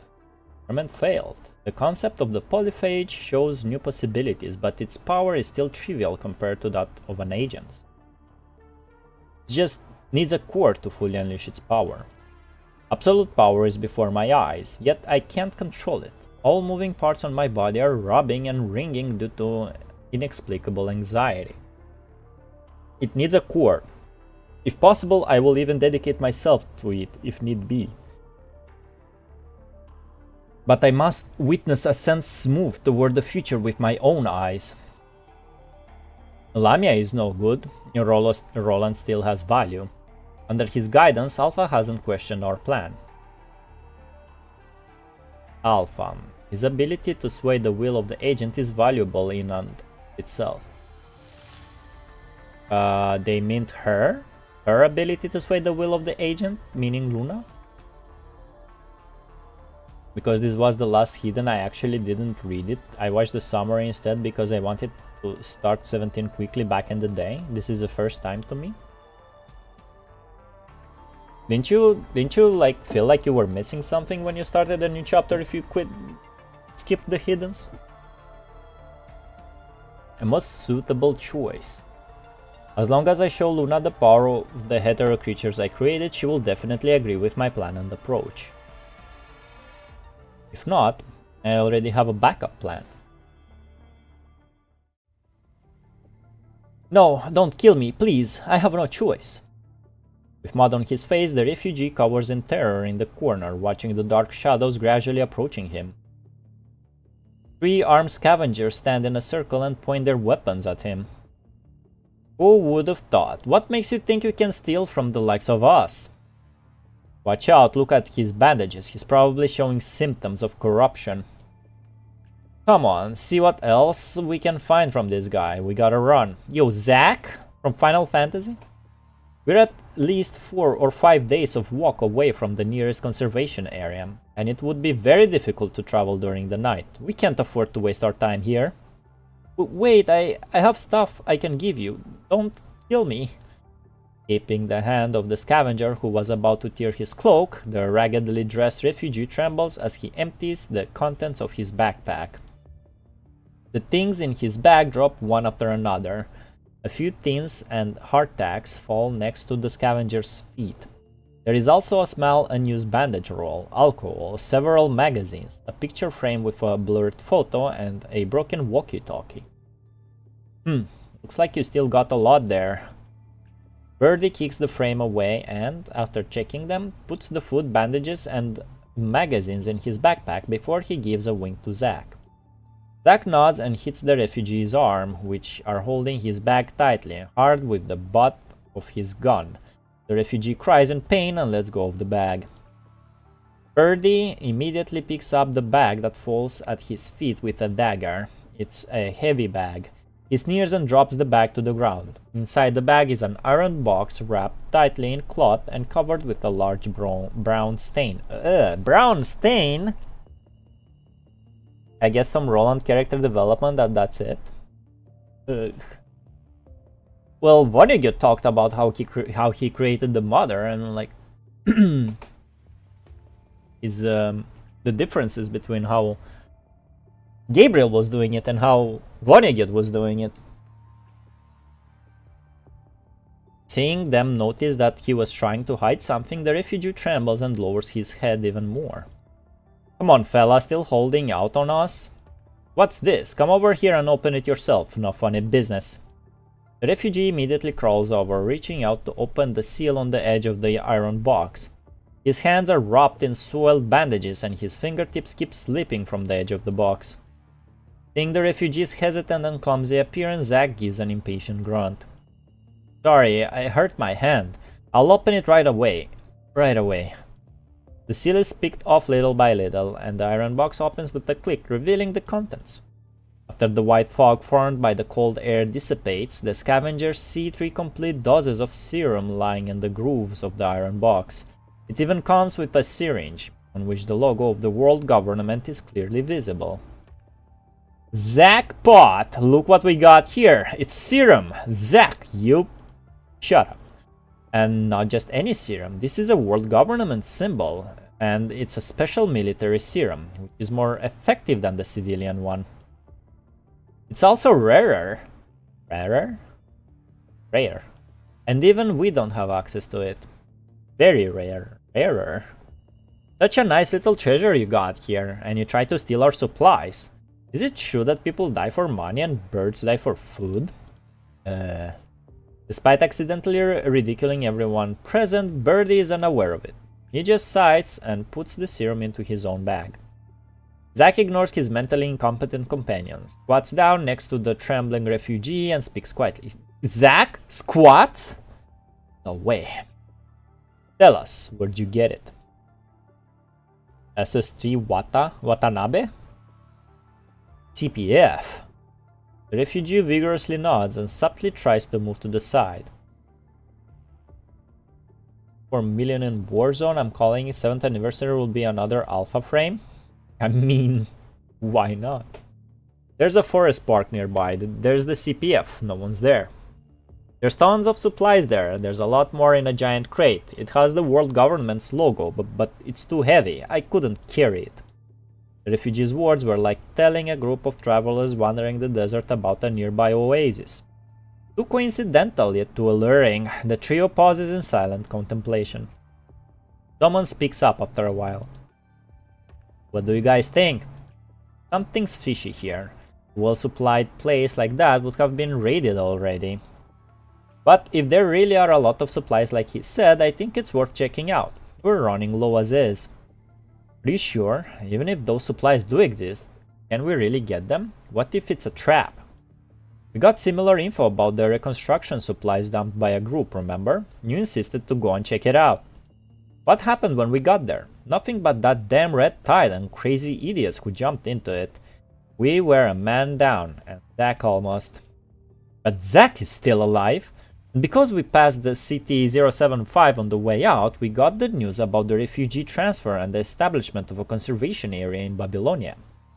If you hadn't been taking your sweet fucking time on the way there, we may have made it in time for the last transport craft. You think that was my fault? Ha! If it wasn't for the supplies I found, we wouldn't even be here. Knock it off. Irritated, Zack commands them to stop. Birdie is just about to muster up a retort, but shuts his mouth upon seeing Zack's expression. Grips the handle of his knife hanging down at his side even more tightly. Zack pulls out a map and spreads it out on the floor. Where exactly is the CPF? Go northwest from here and then down the road and you'll find it soon. I swear, I'm not lying.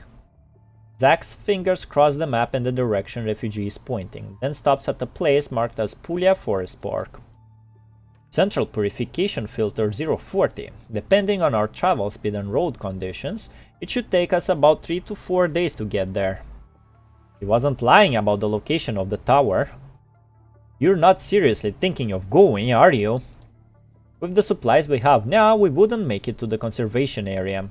Quartz, how many medical supplies do we have now? Cordes? Cordes?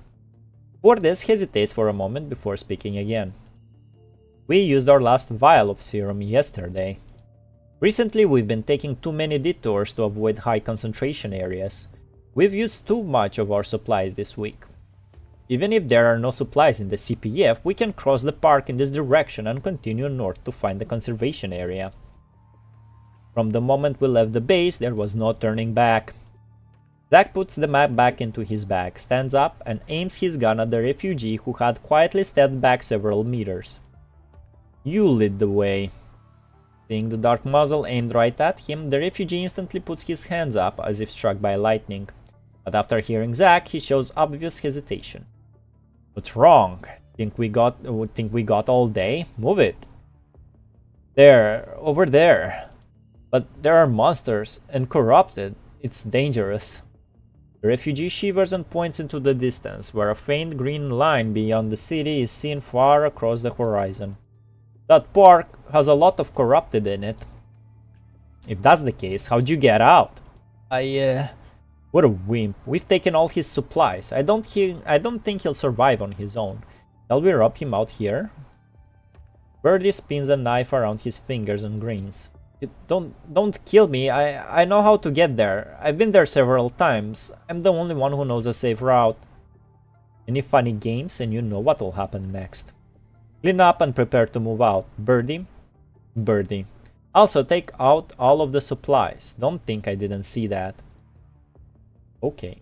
Birdie takes the ammo and medical supplies from his bag, hands them to Zack and Kurdus respectively, then shows Zack the contents of the bag. That's all. I'm in charge of all the food. Don't say I'm being selfish. Alright, let's hit the road then. Zack furrows his eyebrows. What's your name? Huh? I said, what's your name? Who cares about the name of a dirty thief? No one seems to ever ask him this question, catching him off guard. Like attempting to swallow with a dry mouth, the refugee answers with some difficulty. Rolmo. My name is Rolmo. Alright, Rolmo, you take the lead. Try to escape, we'll see which is faster, your legs or my bullet.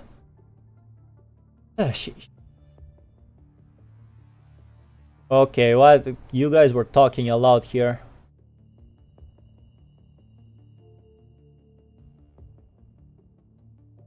Anniversary is next patch, may be announced.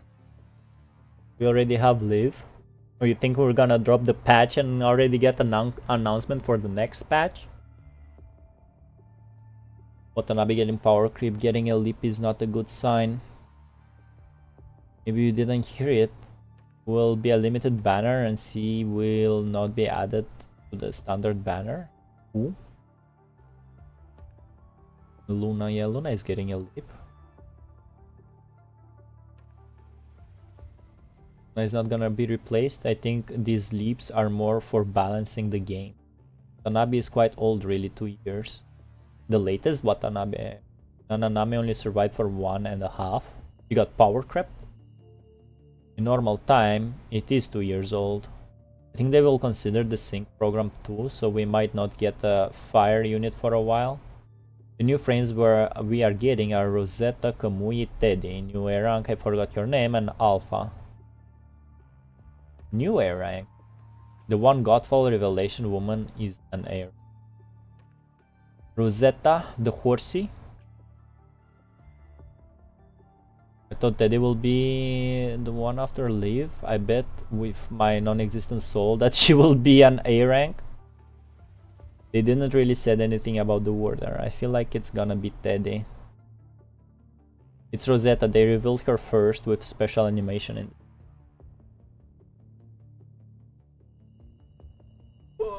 Alright. First to take the lead, the refugee hunches forward, with his back to the scavengers. The timid look on his face disappears without a trace. What a switch, bro. Nobody expected it. His dichromatic eyes, obscured in shadows, narrow slightly as if Rolmo is lost in contemplation. Normally, scavengers act in a group. Their supplies are distributed evenly and they can decide what to do with their own rations. But these people ask different men to keep different supplies.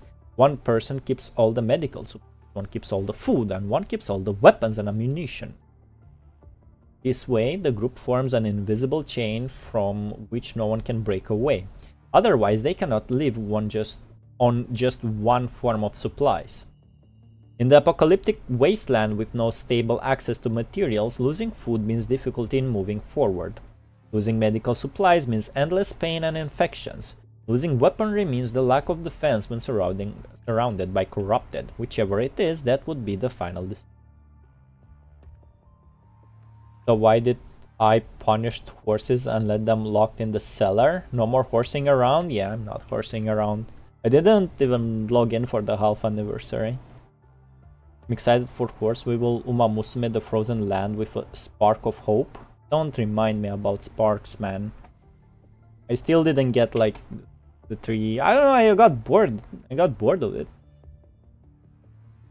I don't see any appeal in playing it again. It's a number, it's a spreadsheet game, so I guess I'm not a spreadsheet guy. Everyone has the lifeblood of the team, which makes it impossible for them to turn against each other and leave the team by themselves.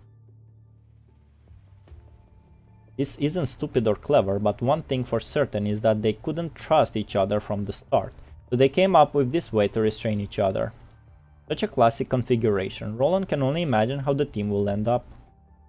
Looks like it's going to end as it always does. Death. Yo, gameplay! We will have more gameplay nodes. And this is gonna be the last one, because reaching 2 hours. On a clock. Kuro took the horse from form since first release. Now we can both ride her. You can ride Rosetta. And figuratively, oh my god, get shot. Get shot, Kellen Crania. And not enough. Not enough at all. Not compared to the power of an agent. Has who's getting? Oh, I guess I assume all of you guys are getting the new coat for Alpha, the cool pants one. I bet all of you spent money on this game. I didn't yet. I don't know. I think I'll spend $1. Those pants look pretty cool. The Pterigota Queen, the Polyphage, neither could even scratch the surface of this supreme radiance. This is the final form of real power. I realize that imitation is ultimately futile. What they really lack is the ability to learn. It's free? What do you mean it's free? It's free for everyone that ever spent money in the game. I never spent money in this game, so I guess Kalan Crimea is not gonna get it. From no, the login is the other one. But the other frame has a free code.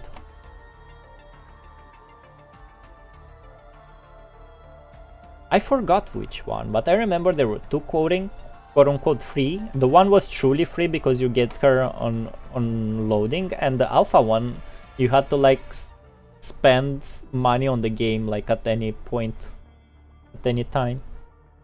We'll get her then. Yeah, I guess me and Dog will not.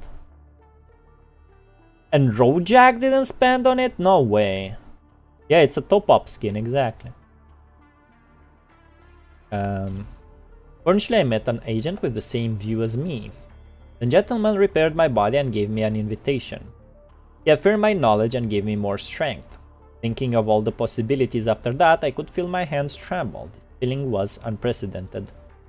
Based on what I've read in books, this feeling is akin to shaking with excitement. This instant, uncontrollable glitch made my cane fall into the red tide. Useless emotions only bring trouble. Luna is free. Oh yeah, Luna. There's one free Luna, and then there's also... Were there two Luna coatings? One with special effects? Or they were both with special effects? Go the skin for Plume, the blue skin. Plume? Isn't Plume power crept like for a very long time already? Thanking Vuva for the funds. Gotta appreciate where the money went to. Yeah, at least you guys have that. I don't really see any money from HSR and ZZZ and what else? And nothing back into Honkai, to be honest. As far as I know, they lowered the budget for Honkai for a very long time already. How long will it take until mankind completely disappears from the face of the earth and nature reclaims the cities? During the prosperous golden age, people who kept progressing forward were no longer satisfied with dazzling new things and cutting-edge technology. While many were fascinated by reaching the stars, some people imagined a world without humans. This post-apocalyptic fantasy had always been a popular topic for readers. Vines climbed the walls, tree roots pecked through the asphalt, and rusty steel towers collapse in the wind and rain. Nature only needs a little sunshine and rain and it will recapture this land at an amazing speed.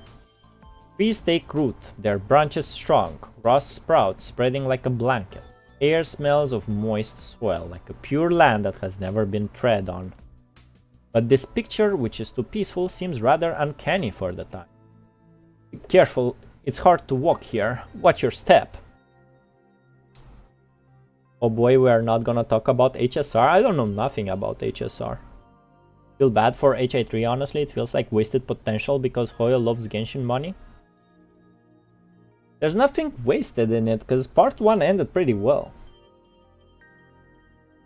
I have no idea what they're doing. It feels like they just gave the game to their little cousin and be like, hey, I finished it, and you can do like a fanfic continuation of it or something.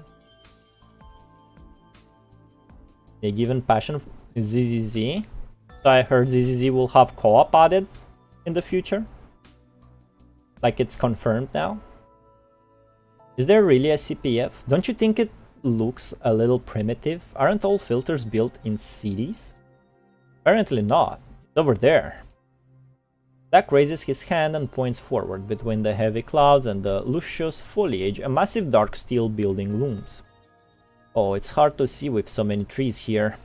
Also, I think I'm going to sprain an ankle. These weird roots are getting on my nerves. The group walks on the uneven forest floor, both feet never on the same plane. Right as they hear the sound of something being crushed, Beardy steps into a deep pit with his left foot.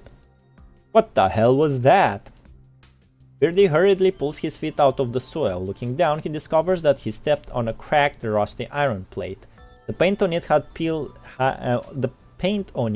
peeled off from the rust. Only the words Puglia and Guide are legible, as well as a map that looked very large. The place trampled by Birdie is located in the center of the map. Oh, it's a map! Forest is too overgrown. This map is useless. Right. At least the filter is right in front of us. We don't need it anyway. Record the location of the buildings and the park. Even if there are no supplies in the filter, we can still look for other useful things here. Zack looks carefully at the iron plate on the ground again, then points to the hole in the center of the map. Looks like the facilities are all built around the middle, which is most likely the location of the tower. You just smashed the most important part of the map with a single step. How very you. So what? That means we'll have no problem getting to the filter. Beardy doesn't seem to pay any mind. Instead, he raises his arms and laughs. We are looking for supplies, not to destroy things. I think it would be great if we can occupy the filter. After all, starting it should be easy with Zack here. Our final destination is the conservation area. We shouldn't linger anywhere other than where we have discussed, not to mention. Stay as far away as possible from all machines. Forget our rules again? Because we'll be in deep shit if they get corrupted.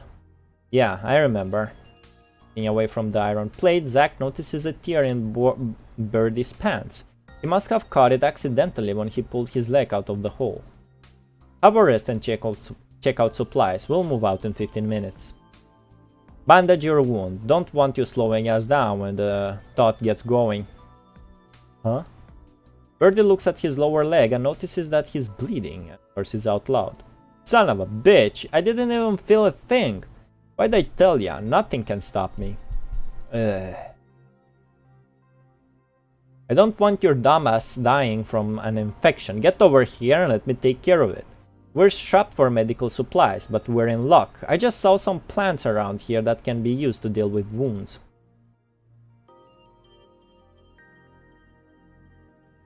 Part 2 of HA3 that bad? I mean, playing HA3, you see how old that game is. It's 9 years old, man. No amount of patches. They said they changed, they updated or they changed the engine of that game, but no engine change in that game is gonna save it, man. Just too old. Put it simply about what is going on in HSR, man says he doesn't want to talk about it. The new character is too character specific, it's unusable for other units. He has a bow skin that costs $200+ pure premium currency. That changes the PNG of an ultimate. HA3 is just not interesting to me. They just copied Grey Raven and mixed it with HA3 protagonist character arc. I mean, part 2. The first 3 chapters of part 2 are very similar to Grey Raven because they go a lot about world building and they ignore the characters. The characters are just kinda there, just like in PGR. I mean HSR. HSR does it too. Kafka is hot. Kafka is just a stigmata, bro.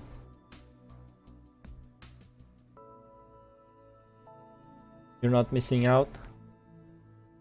You haven't played the game, which is good. Just stay away from it. It will not get better. I mean, it doesn't have the gameplay of Expedition 33, right? If you're a JRPG, if you're a turn-based RPG and you don't have the gameplay of Expedition, you wasted your effort. HA3 came first? Oh, it did. That was the joke. That was the joke. Okay, after working for a short while, they finally set up a crude base camp. They clear a relatively flat patch of land and use a spare gas stove to light a simple bonfire. Zack loads shells into his shotgun and quietly inventories the ammunition on him.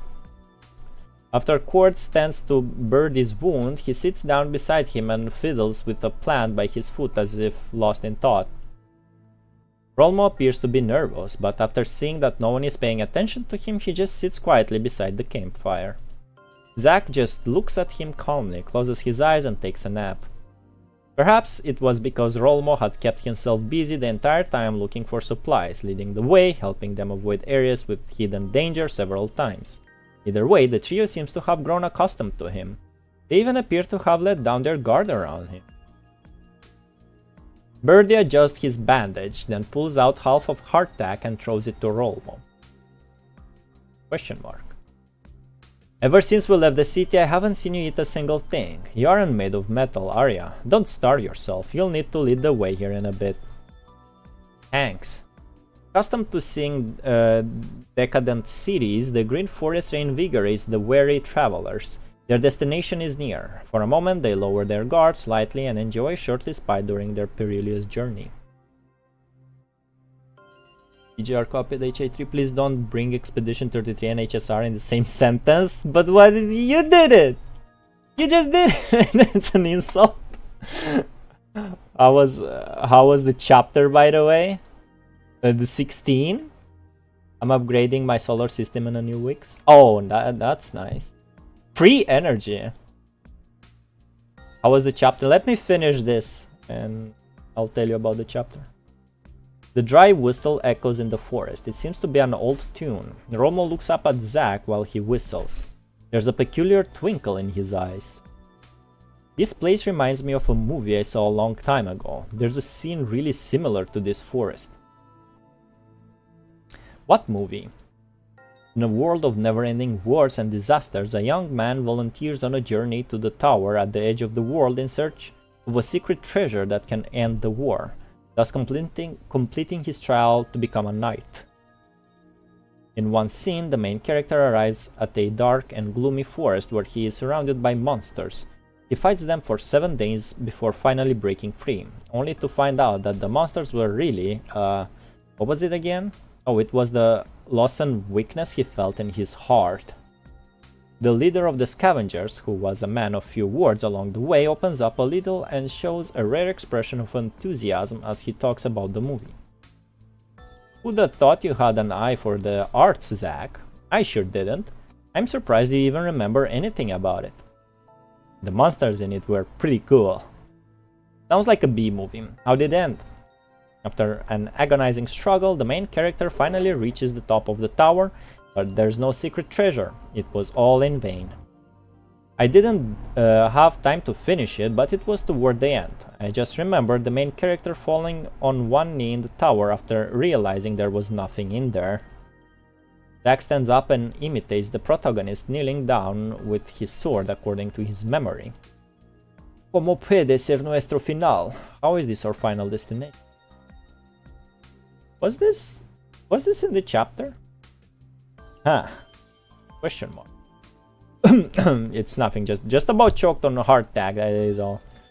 That line sounds cringy, seems like a garbage movie. Garbage? I don't think so. The monsters were pretty badass, and the main character's acting was on point. He looked pretty young, but he was already starring in a movie. Apparently, he won the award for Best Actor and was signed by a famous entertainment company from the Golden Age. What was it called again? Rocco? Oh, did he saw a movie where Roland was filming in, bro? I can't imagine you following what goes on with celebrities. There's a lot you can't imagine.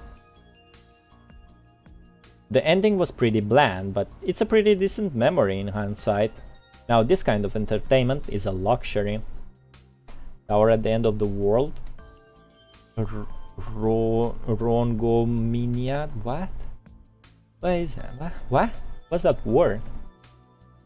That's one of the privileges of living in a time of peace. Movies seems lame, but they're a symbol of a happy life and the freedom to have fun whenever you want. A happy life. A word like that seems so far away. What is the standard of happiness for people in the Golden Age? Was it having enough food, warm clothes, a job that can support you, and a home that awaits your return? For scavengers, these are unreachable hopes. Well, it's no use thinking about it now. We can't even say for sure if we'll survive. Zack stands up and puts out the fire in front of him. Prepare to move out. Bro, why is this so long? Under the guidance of Rolmo, the scavengers see the grey steel building get closer and closer. You have good intuition? And I think it was his interlude or the other hiddens they mentioned he was an actor. And I appreciated that because it made his character make a lot more sense. As they proceed deeper into the forest, Cortes notices some subtle changes in the forest. The strange sound from the depths, the crackling sound of dead branches breaking, and the increasingly obvious scarlet light emitting from the plants. Originally, he thought it was red berries or leaves until he accidentally broke a branch when he passed a narrow path. You know what I think? I think the hidden nodes should have been before the main nodes. Red viscous liquid flows out from the bark and drips on the grass. The punishing virus. What was that? Something's wrong with these plants. They seem to be infected with the punishing virus. Sap shouldn't be this color, even for the red leaves. Enough with the botany lessons. You mean these trees are infected? but the punishing concentration here is low. With that, Birdie reaches out to break the nearest branch. Don't. Destroying the plants might cause the concentration to rise. Alright, keep it down. Just looking at the plants, you can see that they're no ordinary plants. They seem to be extending in this direction. That, Quartz pushes aside the wild bushes and follows the red plants deep into the forest. It's reasonable to assume that these plants aren't affected by the punishing virus. There must be a reason for this mutation. Hey, slow down. Wait, don't go that way. It's too dangerous. The scene in front of him causes Cordis to be momentarily at a loss for words. After passing through the lush overgrowth, he sees a completely different scene from the forest behind him. Scarlet crevices are covered with green plants. Interspersed among them, he sees dazzling red vegetation and deformed humanoid creatures crawling within it. The humanoid creatures crawl on their four legs, which are constantly changing shape. The rattling from the menacing bone spurs on their limbs echoes through the forest. For a moment, Cordis thinks that he has stumbled into hell. The weird and twisted creatures in front of him are like souls burning in hellfire, but as Birdie grabs him tightly, he slowly comes to his senses. Holy shit, what are those things? Birdie's voice is distorted out of fear. His sudden outburst causes the unaware creatures to notice him. One of the creatures tilts its head and begins to slowly crawl toward the scavenger. A peculiar red cord the thickness of a woman's forearm trails behind it, wriggling like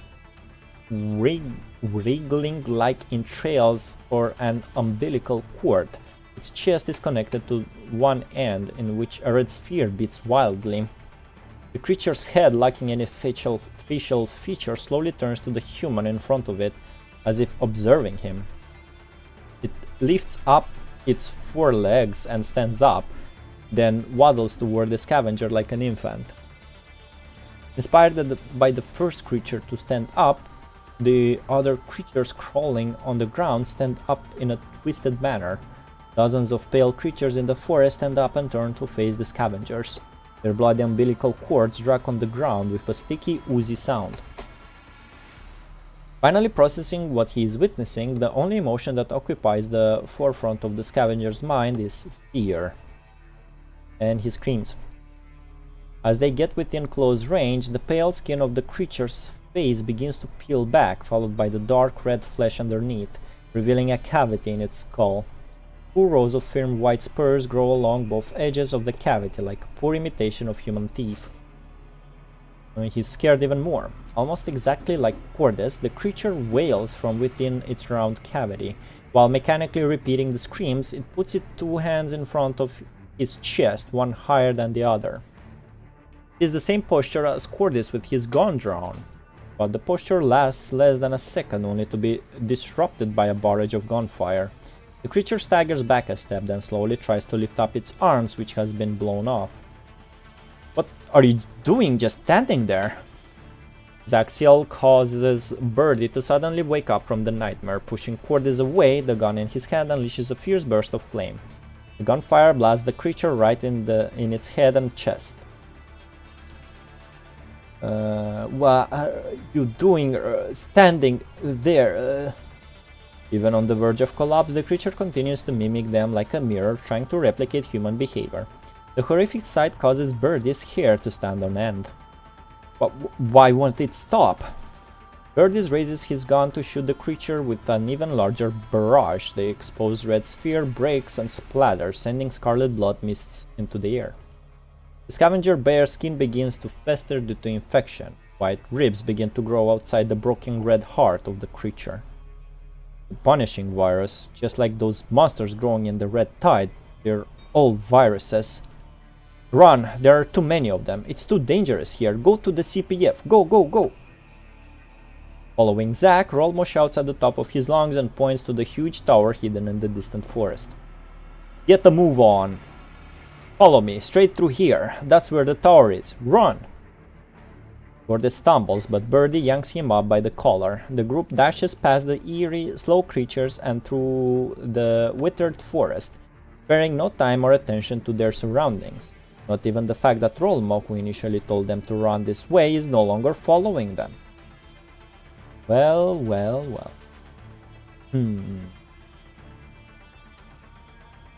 Hidden is no more. There will be no more. This is the last hidden, so there still is hidden. The raggedly dressed refugee comes to a halt and raises his hood slightly as he solemnly watches the monsters gradually surround him.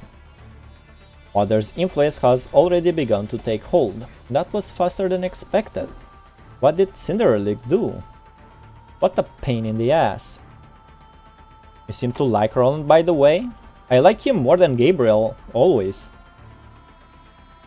I think it was since chapter 13 I started liking Roland a lot. Now's not your time to take the stage. I can't let you disrupt the lead's performance. Mind getting off the stage? Fucking actors, man. Yay, gameplay. I thought it would never start. Eliminate the hitter sapiens or lead them to somewhere near target point. For sure. Come on. I'm here. Then come on.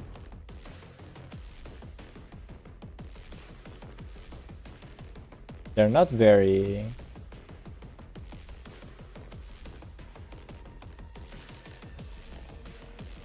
How do I lead them? Or lead them to somewhere near the target? Come on, move on. Move on, bro. Can I push you like this? Okay, whatever. By God, I tried.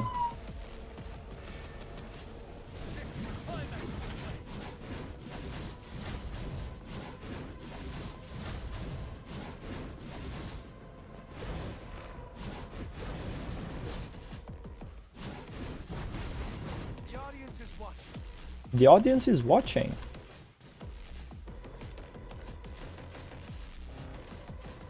Oh, so we can do bam bam bam. Cool. Frame is cool.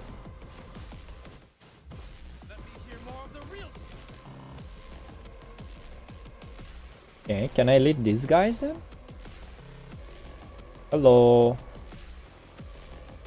Can you be led? No, I cannot lead them. Okay.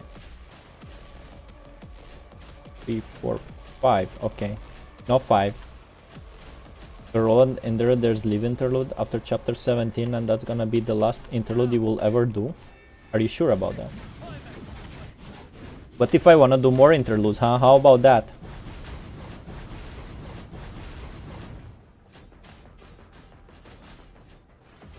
How I can meet those scavengers? Can't waste too much time. Let me think of the reason. The twin refugee was lost for a while, but he's still mine. I need to make myself helpful. That will do.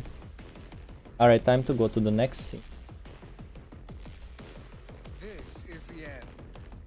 I mean, next time I will play, we will have the story optimization, quote unquote. So we'll see.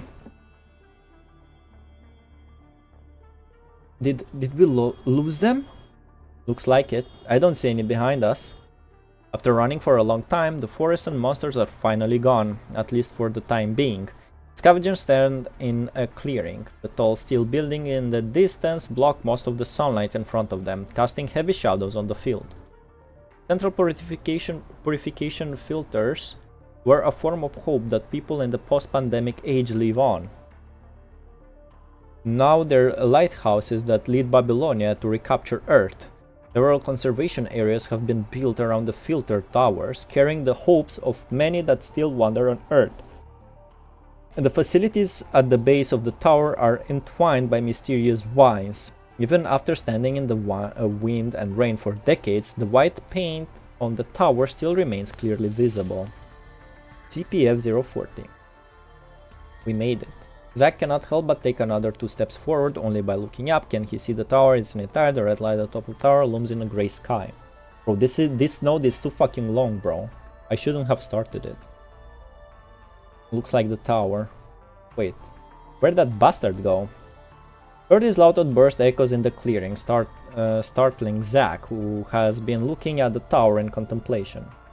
Are we trying to give our position away to all those monsters? No, our guide's missing.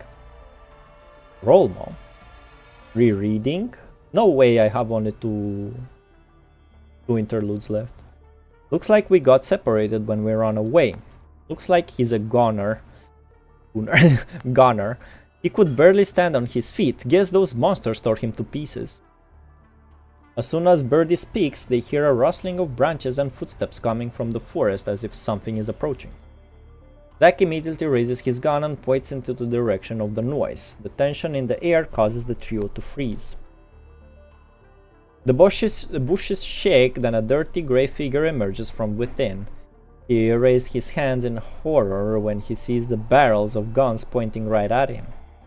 It's me, don't shoot. Holy crap, you made it out alive. I thought you were. I know the forest like the back of my hand, so... Zack's gun still remains firmly trained on the compliant refugee, even though the crisis has been averted. Were those the monsters you were referring to?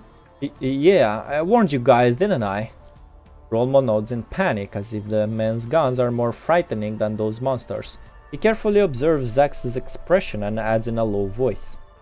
I normally don't encounter them the way I go, and if I do, they just crawl around and don't attack. I've never seen so many. Do you know where the entrance to the CPF is? Yeah, I do. The front door won't open though. We have to go in through an air vent. Hurry, let's go in. Those monsters are swarming the outside of the tower. Hear that? We're all here. Let's go. Lead the way, Mr. Guide. Birdie smiles and raises his hand to pat Rolmo on the shoulder, but Rolmo flinches with a frightened expression. What's the matter? I'm not gonna hit you. Forget it. Birdie shrugs and turns to look at the filter tower in front of him. That tower sure is tall. Hey, Cordes. We're like the protagonist in that movie Zack likes, aren't we? Going through that damn forest and encountering those damn monsters in search of something that might not even exist in this damn tower.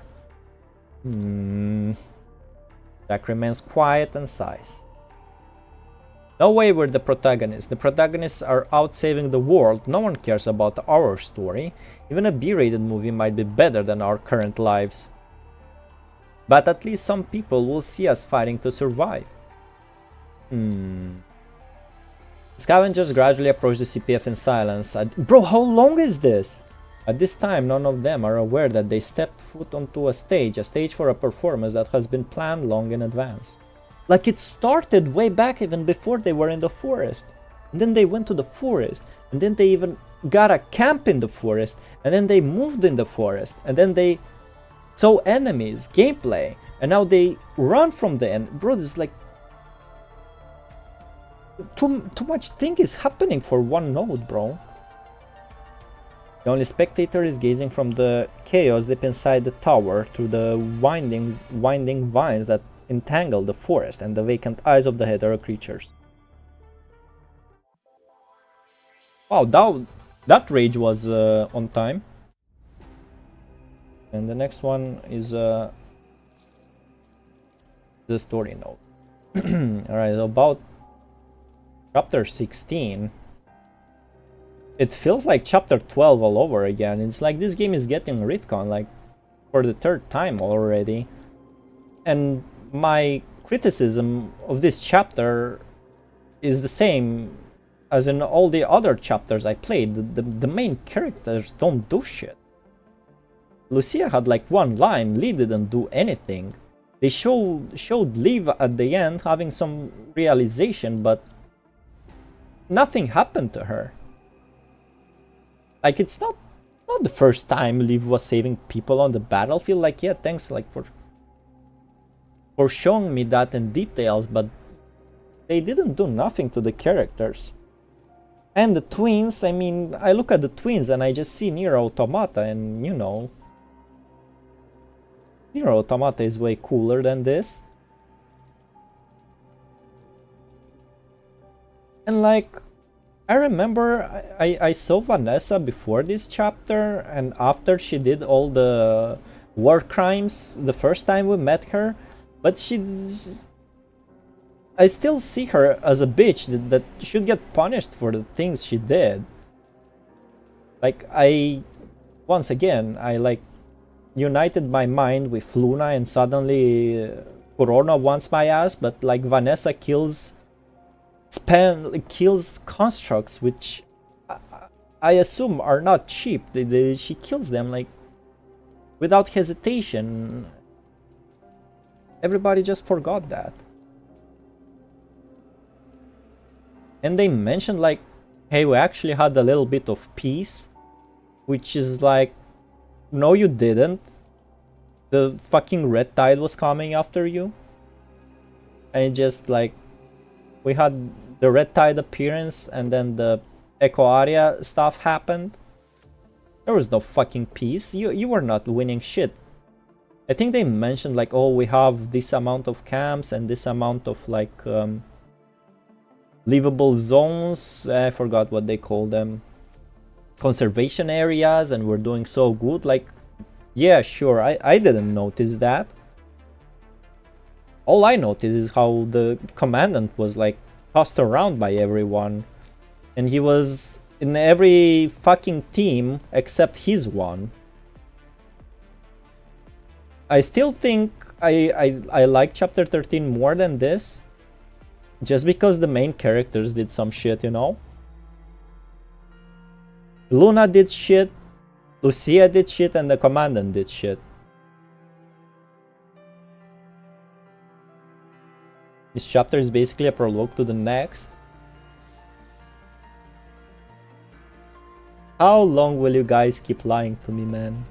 Everybody keeps saying the next one is the good one. Trust, bro. This is when this is when it begins. But I can't wait for the next patch to see the story optimization and like the things I missed chronologically. I really want to play this game chronologically. That's why I was always asking like, fuck, what the fuck is, where do I go next? What do I do? Let's see, side interlude. Damn, I can filter them like this. Cool. Now let's see how many interludes we have closed. I have this one, Pulao. We have 3 interludes. Zero Jack? You missed Pulao, whoever she is. Oh, I think she's from the boat, right?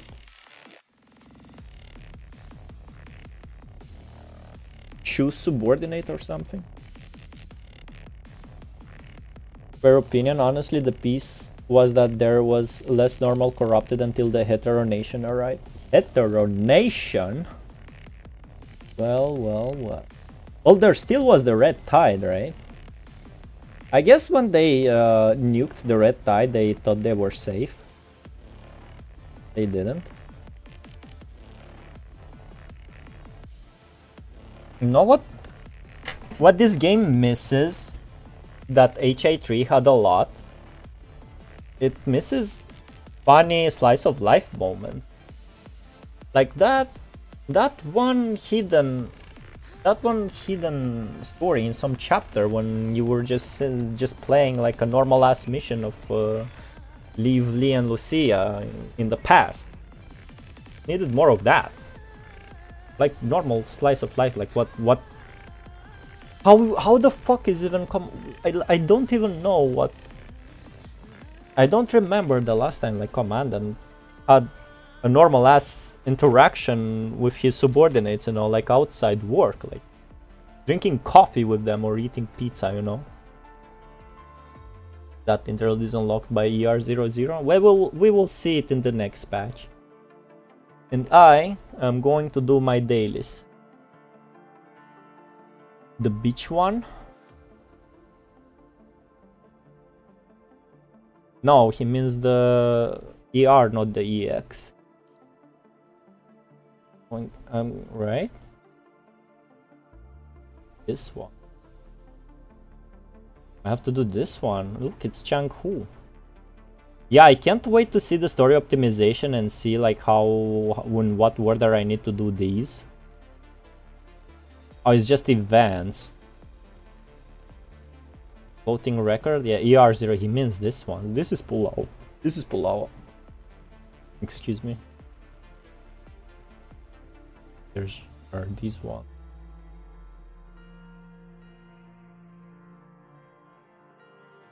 I think we saw Nova already, right?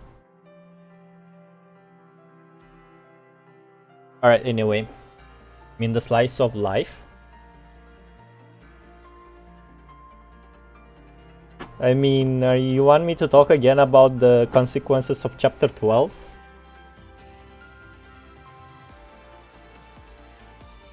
If we will put Lucia in this frame, she will lose her memories. We don't know what might happen. Yeah, it was like this. Holy shit. And how was she forgetting us?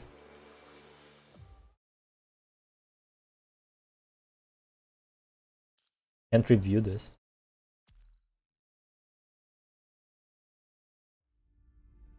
Guess it's after the fight. Cinder Burns will be insanely good. I don't believe you. Event record is after chapter 19 story-wise, but TR is available always. Bro, I can't wait for the story optimization. Anyway, resting is productive and that's what I'm gonna do to my throat now. Where's my heart? Yeah, also TMS chapter dropped. I should go read that. Alright everybody.